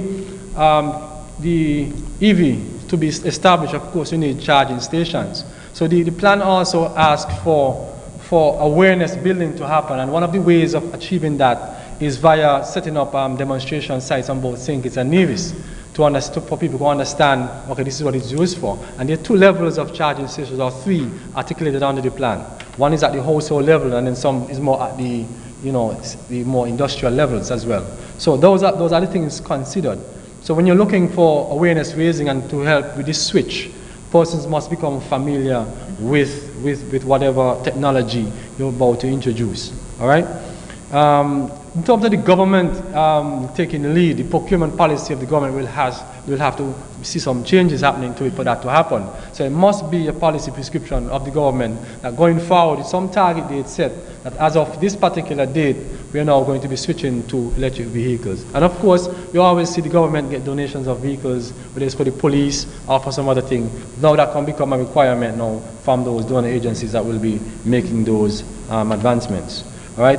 As it relates to taxes and so on, I don't think I'm in a position to talk about tax. But the taxes can be and would be used in different ways. One is how do you incentivize a particular activity. So if this particular action is, or technology is no longer something that we're going to be pursuing, you can increase tax on that while dropping the tax in another area. So the duty-free concessions that we see already in place that the minister spoke of this morning, that is how that is to be approached as well. All right? I don't know if I've left out any element of the questioning. Okay. Anything else? What was your stuff? Hi, everyone. I'm just going to read a question that came through the Zoom chat from Ms. Thelma Philip Brown. Is there any scope for advocacy and education beginning at the primary school level regarding benefits of conservation and clean energy utilization, whether in or outside the plan? Thank you. Yeah. You see, as I indicated before, in terms of adaptation measures, in terms of the plan on a whole, there's a national readiness aspect of the plan. All that has to do falls under the national readiness. If you're going to get the plan going, if you get the targets accomplished and achieved, you must have everybody on board. It's an all of a society approach to this, and so you would want that the education starts from the earliest levels up to the highest level policy levels. I know in some countries that they have, even in their constitution, that is mandated that you start this education thing at the primary school level. But this has to be a deliberate attempt by the Ministry of Environment, in partnership with the Ministry of Education and others, to have these things inculcated at the level of the primary and high schools and tertiary levels as necessary. Okay, and just to add to that, I think it's, don't remember the month, there's an energy month that is celebrated every year. Mm-hmm. And in the energy unit, in collaboration with SKN and NEVLEC, usually engage in a few activities. As recent as last year, I think there was a suite of competitions that were done that basically kind of whet the appetite in terms of the different activities that could be taking place. And again, it comes back to the point of collaboration. The Ministry of Environment cannot and will not be able to do it alone. And so it comes back to that whole partnership in terms of if there's a particular expertise that resides within a particular ministry. We are of the view on the expectation that that ministry will basically grab that bull by that horn and push with it. The exports in terms of renewable energies would be, for the most part, between the energy units, between St. Kitts and Nevis, and these utility companies, namely SKN and NEVLEC. And so we will be leading on them for that support to kind of drive that activity. Outside of that, within the Ministry of Environment, we also have an Environment Education Officer, Mr. Darian Edmead, who has a suite of activities and a work plan, and all of that is usually incorporated in terms of what will be the focused area on a particular month of activity. And so this could be another opportunity where the education officer can collaborate with the representatives from the energy unit and the SKN in terms of the relation officers to ensure that whatever message is disseminated to the young and the old is basically aligned with what the additional activities are embedded within the revised NDC and the implementation plan. I believe another segment to that question is the integration of grassroots actors being able to implement or carry out what is articulated here in the plan. The entire plan itself is built on the basis of capacity building, and you recognize it goes beyond just the government office, but it goes towards entities like the farmers on the ground. There are a number of activities that are garnered to target those kind of persons of operation, the farmers, the fishers, the school goers, whoever they are, that the plan also offered that as part of its national readiness framework.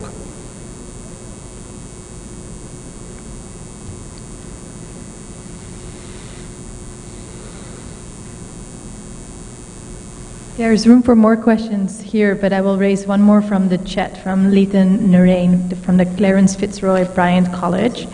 In reference to transportation and emission reduction, is there any consideration for mass transit, cycling, and pedestrian, as well as traffic calming in urban centers? Thanks, Dr. Narain, for that question. I was pushing for Meshach to put on his former physical planning hat, but he ran from it to speak about mass transport. But just to briefly mention that the project that I would have mentioned about the electric vehicle, it was intended to address some of those issues because we were looking at school bus, recognizing that they commute a good number of students across the different areas. But based on my observation, even on the ground, even within the Basta area, there has been some attempts, and I'm assuming that it's going to be developed further with the Ministry of Public Utilities, Public Transport, is that pedestrianizing the Bastia. The truth is that at some point in time, we really have to get to that point where we may have to pedestrianize most of the streets in the Bastia. Looking at the number of vehicles that has been coming in, it is overwhelming, and at some point in time, we have to basically, perhaps through policy legislations and frameworks, encourage and facilitate or input incentives for carpooling, or persons may have to basically park on the outer skirts of the Bastia area and walk. And there's additional benefits, I mean, for health reasons. I mean, it, you know, keeps the adrenaline going, but I think that it is something that we really have to seriously consider in terms of mass transport and to begin pedestrianizing. In terms of cycling, it will require some additional infrastructure in place, because it now will require us to basically go back to what is being constructed on the road in terms of having that bicycle lane, and we have just completed some works on the road. So this is a question that we may have to in discussions with the Ministry of Public Infrastructure and Utilities, but it is something that is definitely worth considering. And just to indicate that the information that you see in the implementation plan is a living document. It's not final.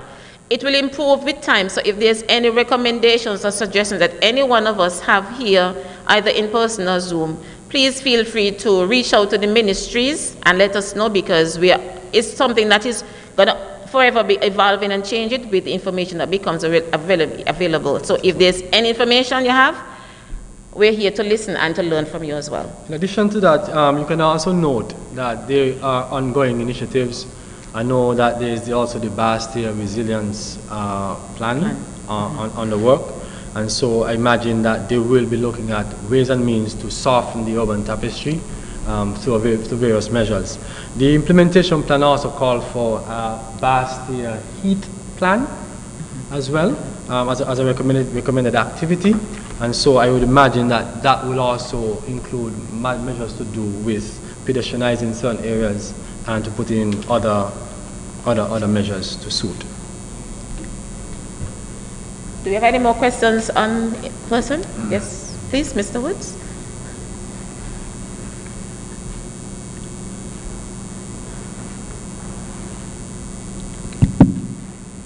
Hi, good morning, everyone.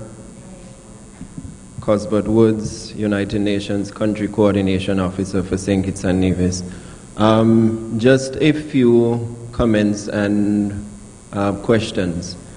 In terms of the scope of activities or programmatic areas that you would have outlined within the presentation, have they been sort of split up into activities where assessments would be required versus activities where we're at a stage of moving to whether it's policy development, any infrastructural projects and so forth? And if so, have these cost allocations been done in that respect? Because again, I think the questions that have been coming from the room so far also speak to the necessity for some diagnostic assessment within the specific areas to be done. And I think a critical component coming out of that, particularly with regard to the questions surrounding the electrical vehicles, the introduction of the tariffs as well, would be sort of a cost-benefit analysis, because I think that type of information would help to, allay the fears that the stakeholders would have in terms of transitioning to the introduction of these tariffs, or sort of phasing out gas and diesel reliant vehicles and moving to more energy efficient vehicles. Because I think one of the critical components is that we have to juxtapose the introduction of specific measures versus the actual cost that is being borne by the government and the stakeholders at the end of the day. Well, currently that is. So for instance, some of these tariffs, I presume, would be sort of geared towards some climate change mitigation activities or environmentally sustainable activities. So at the end of the day, the introduction of these measures up front would reduce the remedial or reactive measures that the government and by extension the private sector would have to undertake in the future, which could be very costly.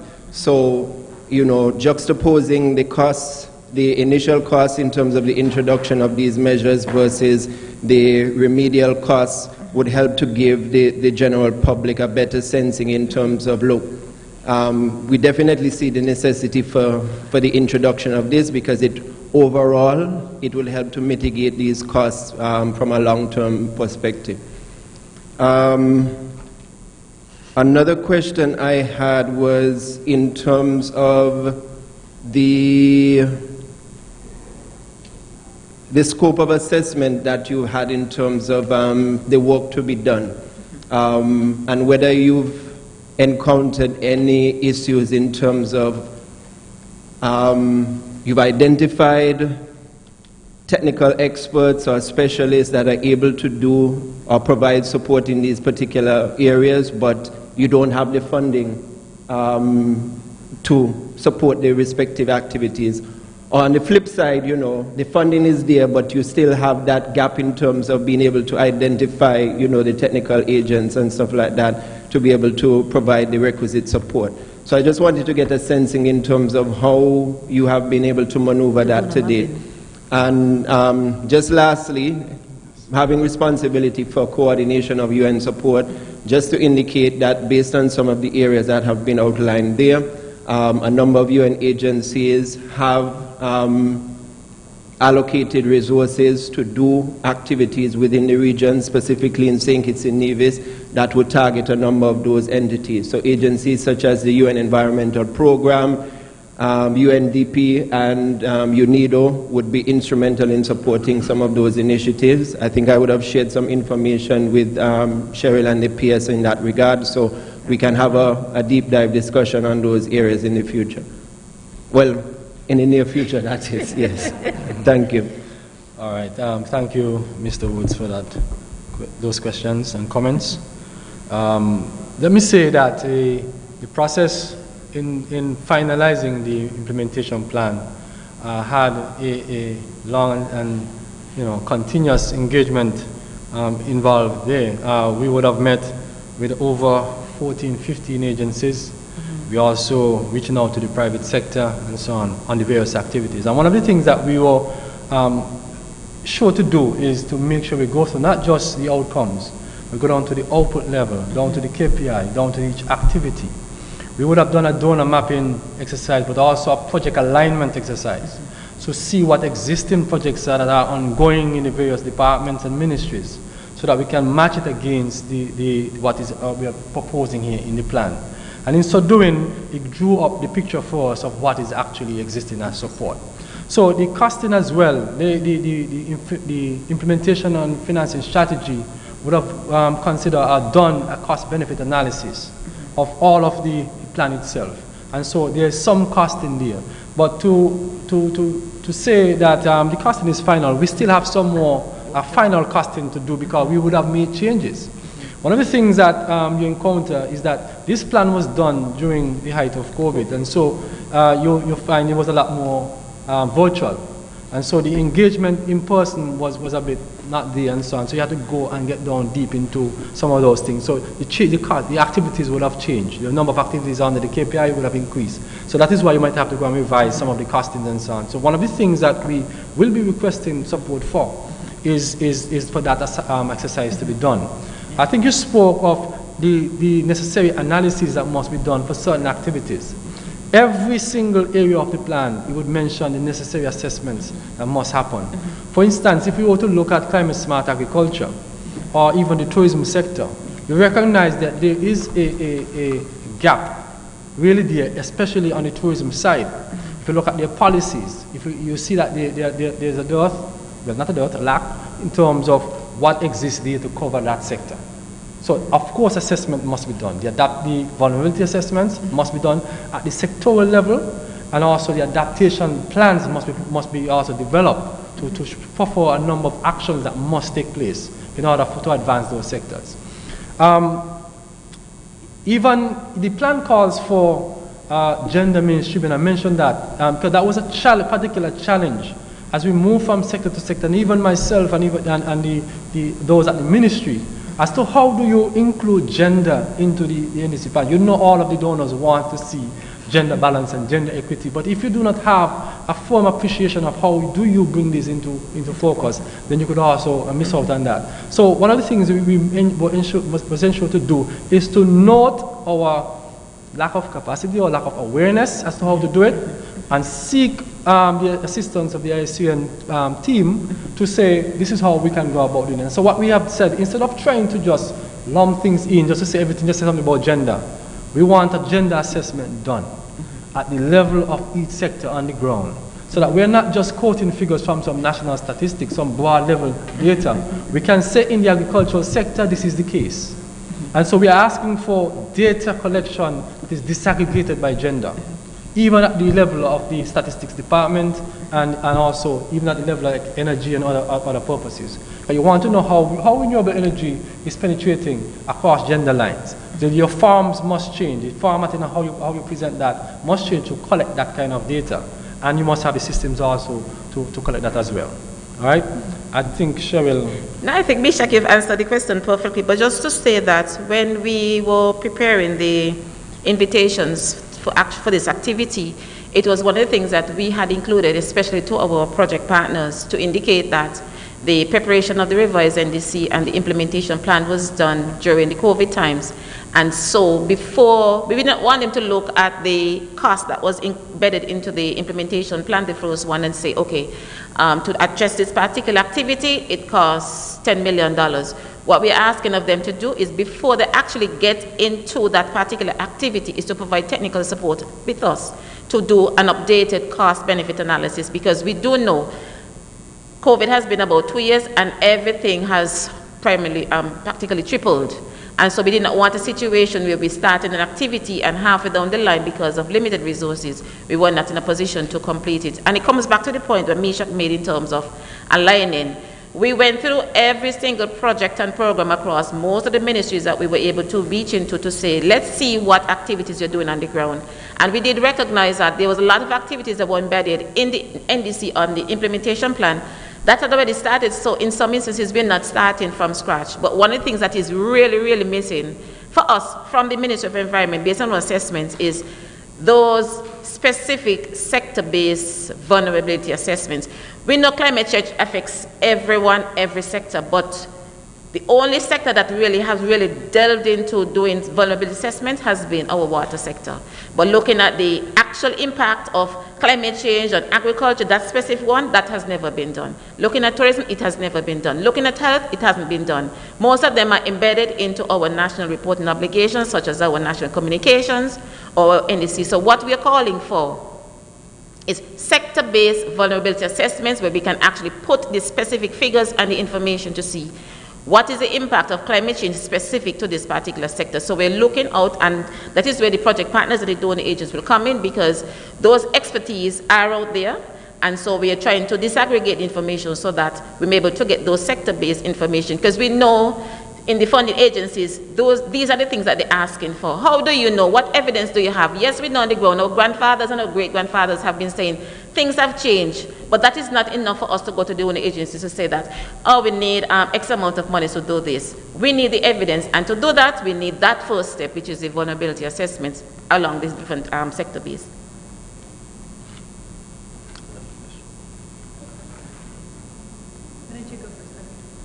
There's one more question online, and then we have, I think, one more question from the room, and we can close this session. From the Ministry of Foreign Affairs, actually. First, they congratulate the Ministry of Environment on this initiative, and then they have the question, how soon would proposals related to NDC implementation be available to be shared with bilateral and non-state partners for technical and financial assistance? Is it ready? Not ready. Go ahead. Well, a lot of the proposals will come from what support we receive in terms of technical support to develop some of these. But I would like to say that in my exchange with Owen Manners from PSIP, there are a number of project concepts already available that can be used and developed and used quickly. And so we can always tap into those. There are a number that speak to agriculture, energy, different sectors.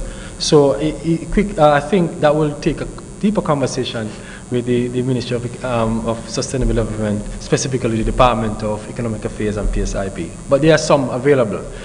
Those that are to come will be based on the assessments that Mr. Woods was asking about and specific activities that we need to develop those into more full project concepts and proposals so that we can have them submitted and so on. As soon as that we can get support in climate financing, you know, somebody to help develop some of these projects. Because one of these things that is weighing down on some of these ministries and departments is capacity, not knowledge. There's a lot of people who know what you're doing is enough people in those departments to really do these things. So you might have to get capacity from outside to buttress what is already at the ministry and department levels.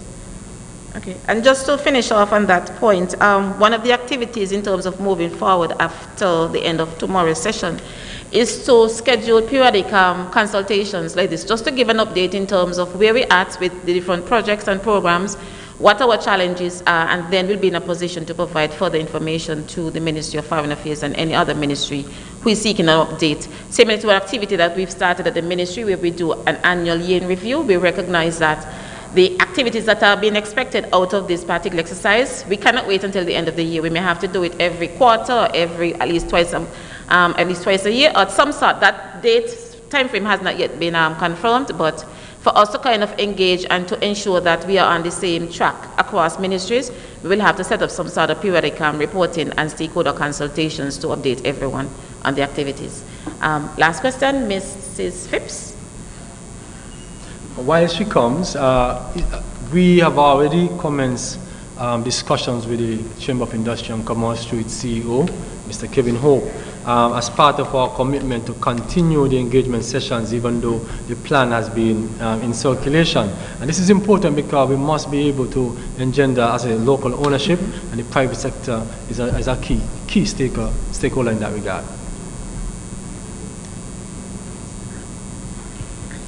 Thanks. So let me also commend the Ministry of Environment for facilitating this session. I think the discussion has been quite enlightening so far.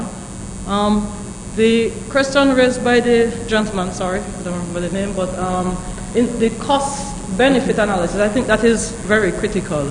However, my question is, whereas the cost elements, they're easily quantifiable because, I mean, they're cost, to what extent does that cost-benefit analysis factor in elements which are not so easily quantifiable, like the social benefits, the environmental, the benefits for like health and wellness, well-being, and so on? I mean, a number of not so easily quantifiable benefits, but at the end of the day, these are also benefits that we would want to achieve. And some of these benefits, although they're not so easily quantifiable, they actually have a significant impact on the community. So how do you, well, to what extent are those taken into consideration? Well, we are in the infant stages, and I'm glad you asked that question because, and this is why stakeholder engagements are critically important, because we will not know everything, we do not know everything at the ministry, and we definitely need input such as yours to actually move the process forward.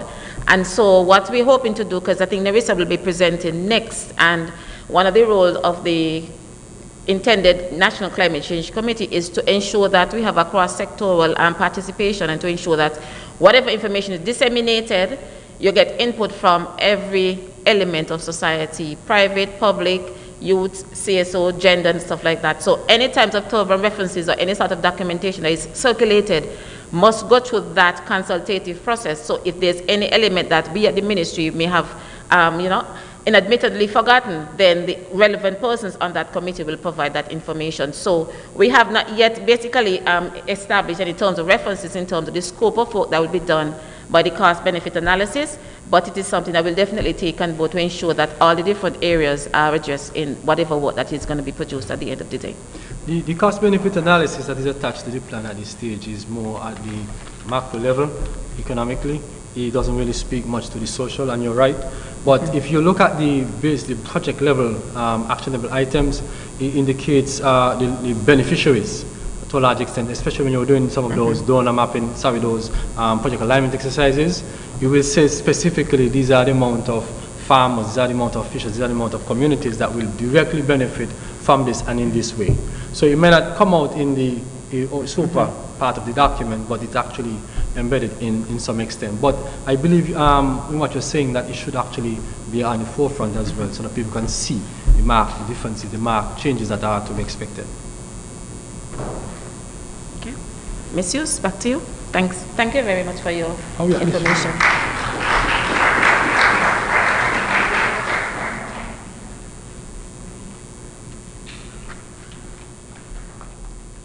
Thank you, everyone, for your active participation.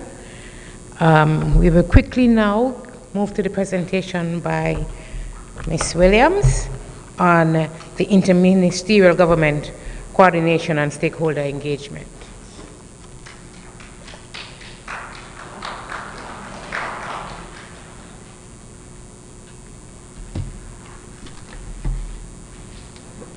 Good morning again, everyone. I hope you would be so kind as to indulge me in adopting the protocol that has been established thus far. At this point on our agenda, we consider the matter of the National Climate Change Committee, the NCCC, and its formulation. The exercise with regard to the revision of the NDCs for St. Kitts and Nevis has been a participatory process. This certainly will be adhered to with the constitution of the NCCC. The information that will be shared over the next few minutes is contained within the terms of reference, which is still in the draft stages. How is the committee purpose? The implementation of the National Climate Change Policy and the implementation of climate change related projects, the planning and the doing.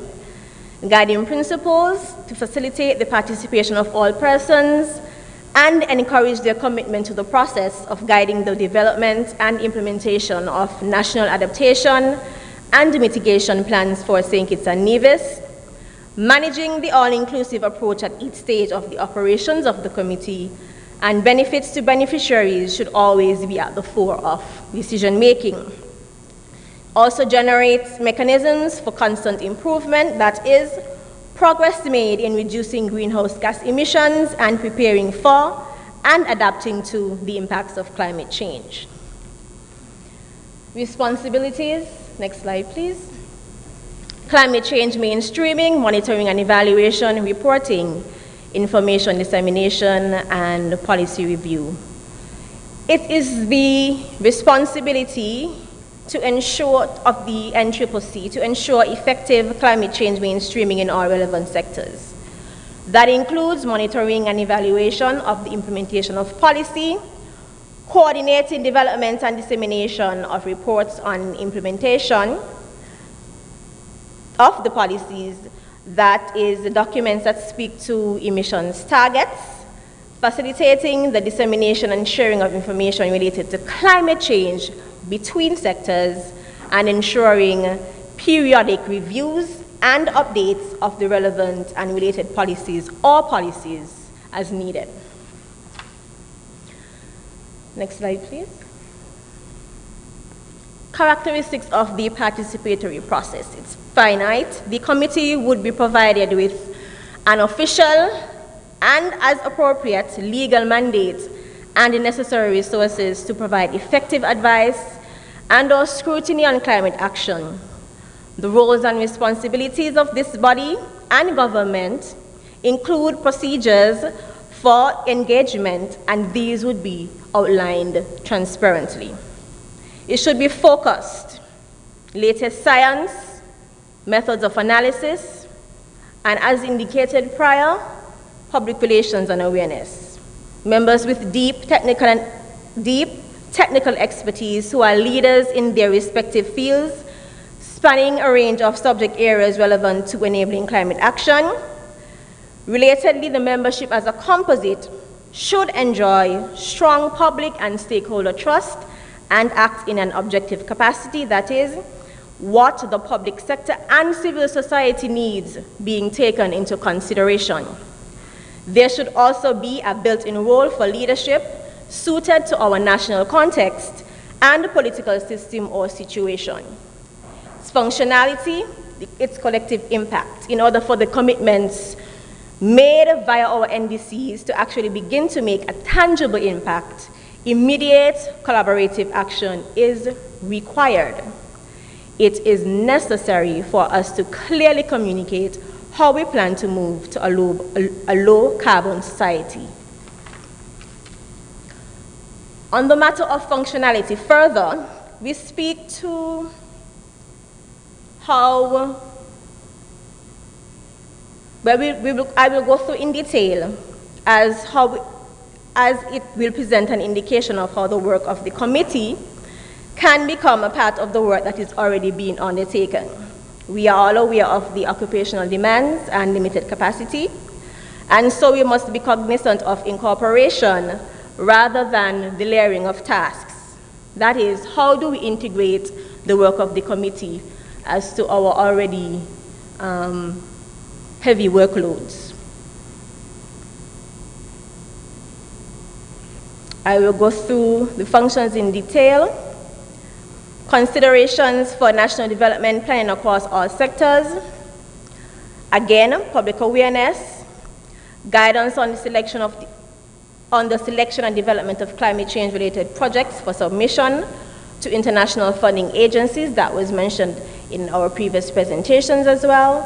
Advice on matters related to climate change and impact. Be focal points for climate change in their respective organizations, that is the membership. The committee, that is, will act as the main advisory body to the government of St. Kitts and Nevis on any matters related to climate change. It would guide the development and implementation of national adaptation and mitigation plans for St. Kitts and Nevis, and it will advise on the incorporation of climate change considerations into relevant national development plans, budgets, and the sector plans, and monitor implementation. Monitoring and providing guidance for the implementation of climate change projects and programs in St. Kitts and Nevis, and ensuring coherence and effectiveness. Consultation regularly with civil society, private sector, academia, and relevant ministries. With regard to the required working groups, 2 working groups will be required for NCCC operations, mitigation, and adaptation. It is important to underscore, as the presenters have before, that, and I am sure will be a common thread for tomorrow's exercise, that environmental threats are at the top of the list of threats with regard to global risks. It is essential that businesses, policymakers, and civil society work toward advancing near and long-term climate actions that are aligned with the targets set out in the Paris Agreement on climate change. Focusing on both mitigation and adaptation allows for us to leverage the necessary work streams so that our approach continues to be, as espoused in our NDC Implementation Plan, inclusive and ambitious. In addition to the intersecting input of experts from the host of stakeholders presented here, we focused then our attention to the composition of the working groups suggested to operate under the NCCC. Thank you. Mitigation, environment. I'm sure some of you will see your area of expertise represented here: private sector, youth, forestry division, finance, gender, metrology, agriculture, NEVLEC, the energy unit, SKN, Ministry of Transport. Our adaptation working group will comprise marine resources, finance. Realize that finance is under both working groups, that is how critical it is. Farmers, fishers, youth again, physical planning, health, civil society, med services, heritage, and economic affairs, to name a few. Water services here is also highlighted.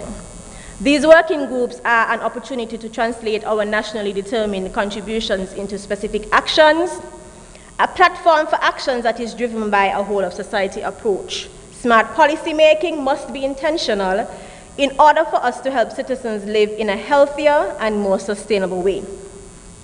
While there should be an emphasis on individual behavioral changes, it is not solely the responsibility of the individual, but it is that we would need to be empowered through, again, direct collective action. Thank you so much for your attention.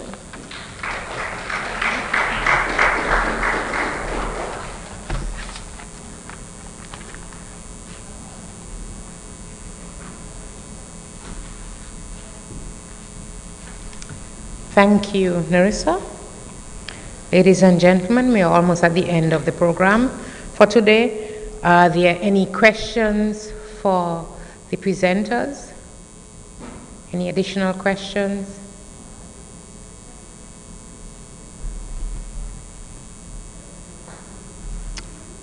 Yeah, I know.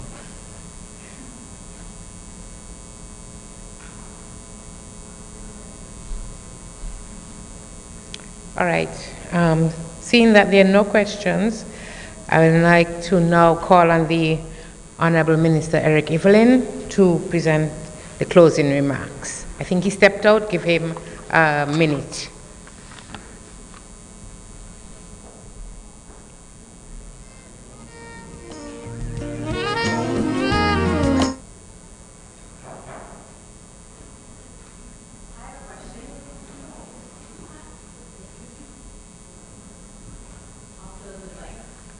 I was curious about the committee. Has it already been activated?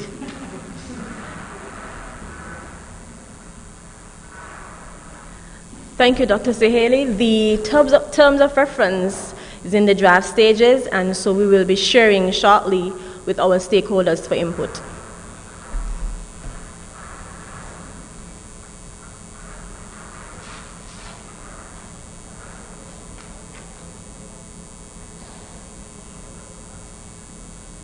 I wanted to thank all of the presenters here at the Cheverton Department of Technology. I wanted to thank all of the presenters for a wonderful educational presentation today, and truly this is what we need going forward for our country. One of the things I realized that was omitted from the inclusion in the committee was technology. A lot of these things that are climate change driven, they should have an underarching support of technological change and technology-driven solutions, and I didn't see technology mentioned anywhere in the presentations in terms of all of the sectors that need to be supported, because in every area you're saying we're looking at climate supported climate-driven technologies that will support health, that will support agriculture, every sector, even energy, and all of it. One of the major supports should be technology-driven. So that's something I just wanted to mention.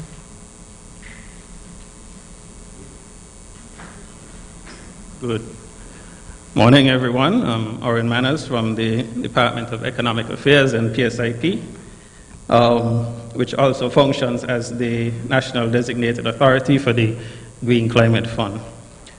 I just want to piggyback on what Urta just said. The use of technology, I mean, I won't agree that they did not reference it, because the MESHAC would have spoken about the tool, the online tool that could be used.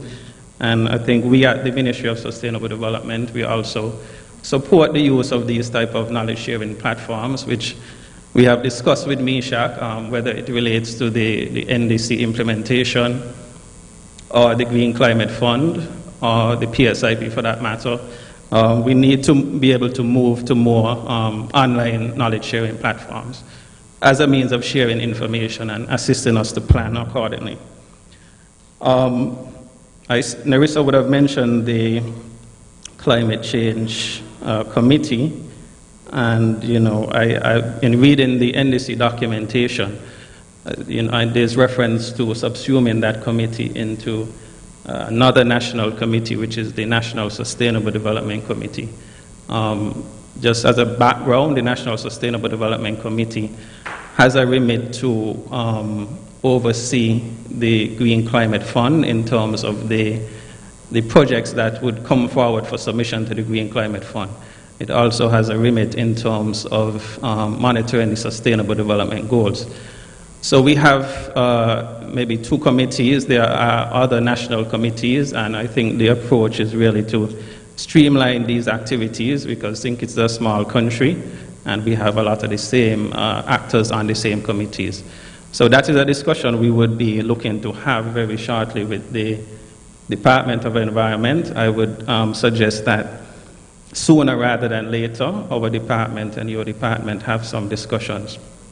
And while I'm here, I just wanted to jump back quickly to the discussion of readiness, because Meshach mentioned the term readiness frequently. All of these preparatory activities, the procurement policy, vulnerability assessments, gender assessments, barriers of the private sector accessing climate finance. All these are issues that have to be sorted out before we actually get to the what you would call the hard funding. How do we actually get to implementing 623 electric vehicles? So those type of preliminary assessments, our office, we are the focal point for the Green Climate Fund. So we are coming from the side of not looking for resources, but we're trying to bring resources to the table. And the Green Climate Fund has a specific program focusing on readiness, these preparatory activities. And so this is where I say sooner than later, we invite the Department of Environment. We are in the process of preparing readiness activities for 2023. So if you want to get in, come and see us and we'll see what we can do for you. All right, thank you.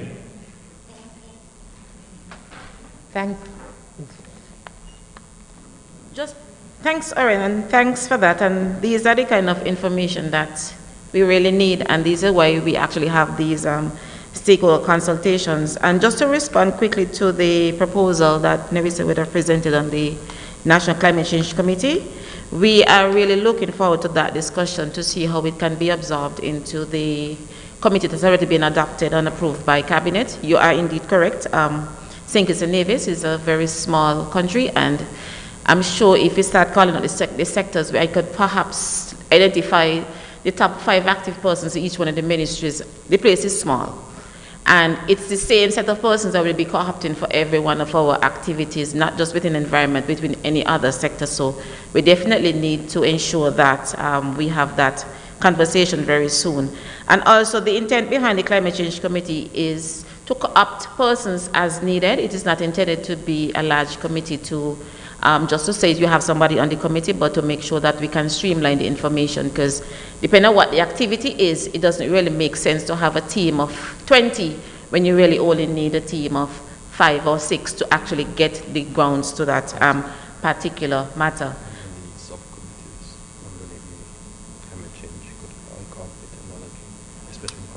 Yes, and I am glad that I stepped in just in time to hear Arthur talk about technology. It is embedded, but not as explicit as we think it should be, and I'm glad that you actually made that. So it is something that we'll definitely take into consideration, because if you would have listened to the remarks from our minister, he did mention about tapping into the minds of the young people and talking about technology, but I think that we need to really pull it out a little bit more. So we will definitely incorporate your department and your expertise within the subcommittees of the climate change, looking at adaptation and mitigation, because we really need to seriously consider incorporating technology across every different streams.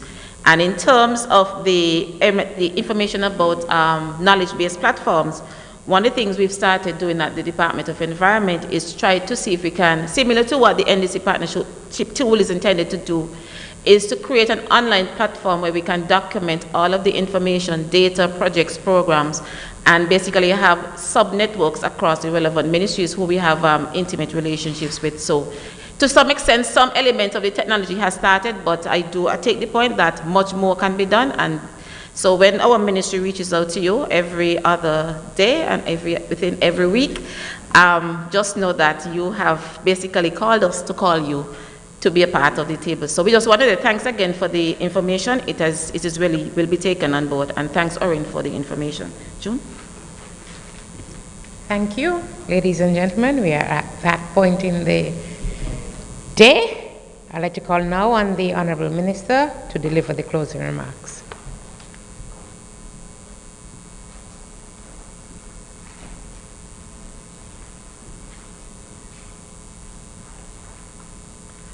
Thank you very much, Ms. Hughes. And if I could make a confession, I was hoping that we can finish so quickly. It's been going so well. The participation has been so good. You know, sometimes we have these sessions and people come, they just sit, they look tired, they look sleepy.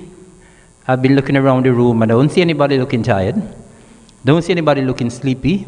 Everybody seems so involved. And as I said this morning, I am really very heartened to see the reception that we have received for this session today, this initiative today. And I am heartened as well because we've had a lot of persons online. At one point I heard we had upwards of 60 persons online.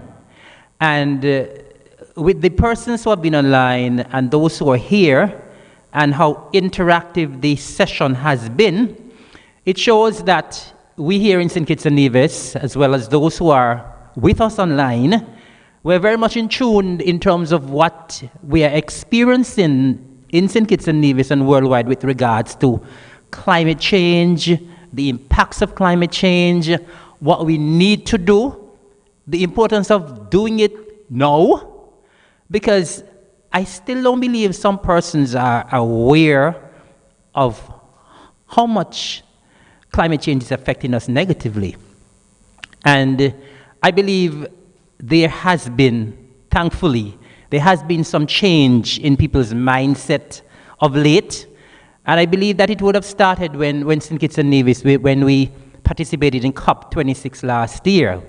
We got quite a lot of PR out of that. And I believe a lot more persons in St. Kitts and Nevis are now becoming interested in terms of climate change and what is really happening worldwide.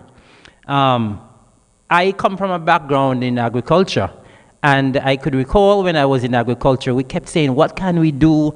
People are not interested. We need to get a lot more young people involved.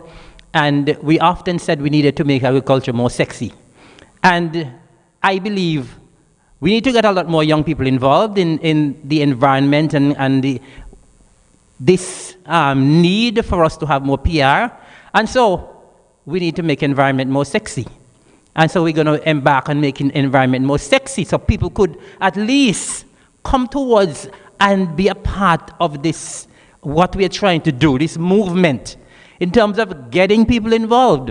Because as we have been saying all along, we need all hands on deck. There are islands around the world right now that are under threat of going underwater when we think of places like Tuvalu. And as I said, I really don't believe people are really taking this environment thing very seriously. And as I said, I came from a background in agriculture, but when I became the Minister of Environment in 2020, I was very happy, and I've become more passionate now. And the passion is going to grow. And I want the passion not to reside only in my ministry, but I want the passion to reside in the whole of St. Kitts and Nevis. And that is why we're happy that so many persons came out. We're happy so many departments are here. And we want you who are here today to continue to take the message out with us. I want to reiterate the importance of getting young people involved. And this morning the point was made in terms of getting school children. Of course, when we have certain messages, there are no better persons to take the message out than primary and secondary school students. Right now we are having Youth Month on Nevis, and for the second time, in the second year in a row, I am heartened because I'm not the one who told them to do this, but their focus is on environment last year, and the focus is on environment again this year. And so I want to see more focus placed on environment by young people and by all of us. And so I want us all to pledge to try to get more people involved, and that is why it is so important for us to continue to build partnerships, and that is why it's so important that all of us who are here today will pledge from today to continue to get the message out. Now, I believe that today's session went extremely well. Been very pleased. And I think all of us who are here and all of us who are joining us online would agree with me that it was a very, very meaningful discussion. I just wanted as well to react to something that was said this morning in terms of pedestrianizing Bastille. Mention was made of the Bastille Resilience Project, and we have been having a lot of discussions in Cabinet where that is concerned. We have had discussions in our Cabinet in Nevis as well in terms of pedestrianizing Charlestown, because these towns are very small, and there's no need for everybody to park in the heart of town. There's absolutely no need for that. And so even though the government would be taking the lead, we individually as well, we also need to do more. I've passed homes in Nevis, and I'm sure it's the same situation in St. Kitts, where 3 persons live in a house and there are 5 vehicles parked in the yard. I'm serious. There are instances where 2 persons live in a home and 4 vehicles are parked in the yard. And there could be times when we decide, listen, on this day, on Friday or on Thursday, we will carpool. We're going to leave our vehicles behind. And we're going to, maybe one person from a particular community or 2 persons decide, well, I'm going to drive today. I'm going to pick you up. And so we need to start doing things individually as well to just assist what the government is trying to do. The government, of course, cannot do all. But I believe when we start thinking differently, we need a change in our mindset. We need a shift. And so we are starting today with that shift, and we want that shift to continue. Now, today would not have been possible without all of the hard work that we've had from my ministry in particular. And I really want to say a special thanks to Ms. Jeffers and Ms. Taylor from my ministry, because the reason why so many of us are here, I know I would recall just recently I was asking, I think it was on Tuesday, I was asking Ms. Hughes and Ms. Jeffers, how are we coming along? Because I don't like for us to organize these things and people don't show up. But Ms. Jeffers and Ms. Taylor have been very persistent in terms of ensuring that they do follow up. Because only yesterday, as a matter of fact, I took your advice and I called P.S. Stapleton. And it's because I made that call yesterday. As soon as I made the call, he said he's going to come. And so it's important that when we have these things, that we are persistent and we do the follow-up, because sometimes people tend to forget, not intentionally, but we must ensure that we are reminding persons and encourage them to come. So I want to say special thanks to Ms. Jeffers and Ms. Taylor for sending out the reminders, encouraging people to register online. And it's because of these reminders we have so many persons who were able to log on online this morning. And so I really want to thank Ms. Jeffers and Ms. Taylor and all the persons who have been a part of the organizing of this. And of course, we are so happy to have Ms. Beckers here from overseas. This is the first time that she's here from overseas, first time to the Federation. And we are so delighted that you were able to make it from the NDC partnership. I would have met other persons from the NDC partnership in Scotland, and they're always very willing and ready to assist us. And we are so delighted for the assistance we have gotten so far, and we look forward to the continued partnership. I cannot stress enough how important partnerships are and collaboration is in terms of moving this process forward. I would have loved to be here tomorrow. And when we were planning this, we intended for it to be, of course, 2 days back-to-back, which it is. And we were hoping to have 2 days, not including Monday and Wednesday, Monday's cabinet in St. Kitts, Wednesday's cabinet on Nevis. We were hoping to do it on a Thursday and a Friday, but of course Friday is Good Friday, so we cannot have it. So we had to shift and have it Tuesday and Wednesday. So unfortunately, I won't be able to be here tomorrow. If cabinet in Nevis is cancelled, then I'll come. But for now, cabinet is on, so I won't be able to be here tomorrow. But I just want to encourage us to continue, those who will be coming back tomorrow, and those persons who will be coming tomorrow, let us participate as much as possible. Let us not end the discussion today. Because a lot of the times we have these sessions, and sometimes people call them talk shops, where we come and we talk, and then nothing happens after. I do not want that to happen from this session. I want us all to keep the fire burning.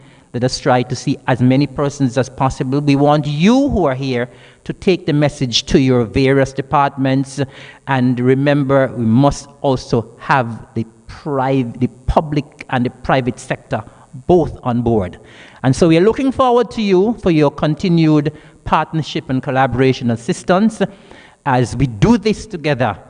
And of course, as St. Kitts and Nevis continues to be that shining light at one of the small island developing states in terms of what we are doing, in terms of mitigating the effects of climate change. So once again, I want to thank all who have been involved. I want to thank all of you who came out and participated so well. I want to thank those who are online for being there and staying with us throughout this process. And we look forward for your continued collaboration and support as we continue our thrust in doing what we can to mitigate the effects of climate change. Thank you, and God bless.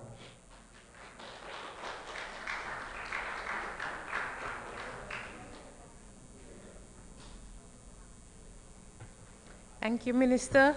The Minister has said it all. He took everything. Nothing for me to say no. But to say have a good afternoon, folks, and just to remember to come back tomorrow, for those of you who are invited for tomorrow, to discuss the next steps for the implementation of the plan. And I want to leave you with the charge that the Minister gave us to take charge, go out, spread the message. Have a good afternoon, everyone. Thank you.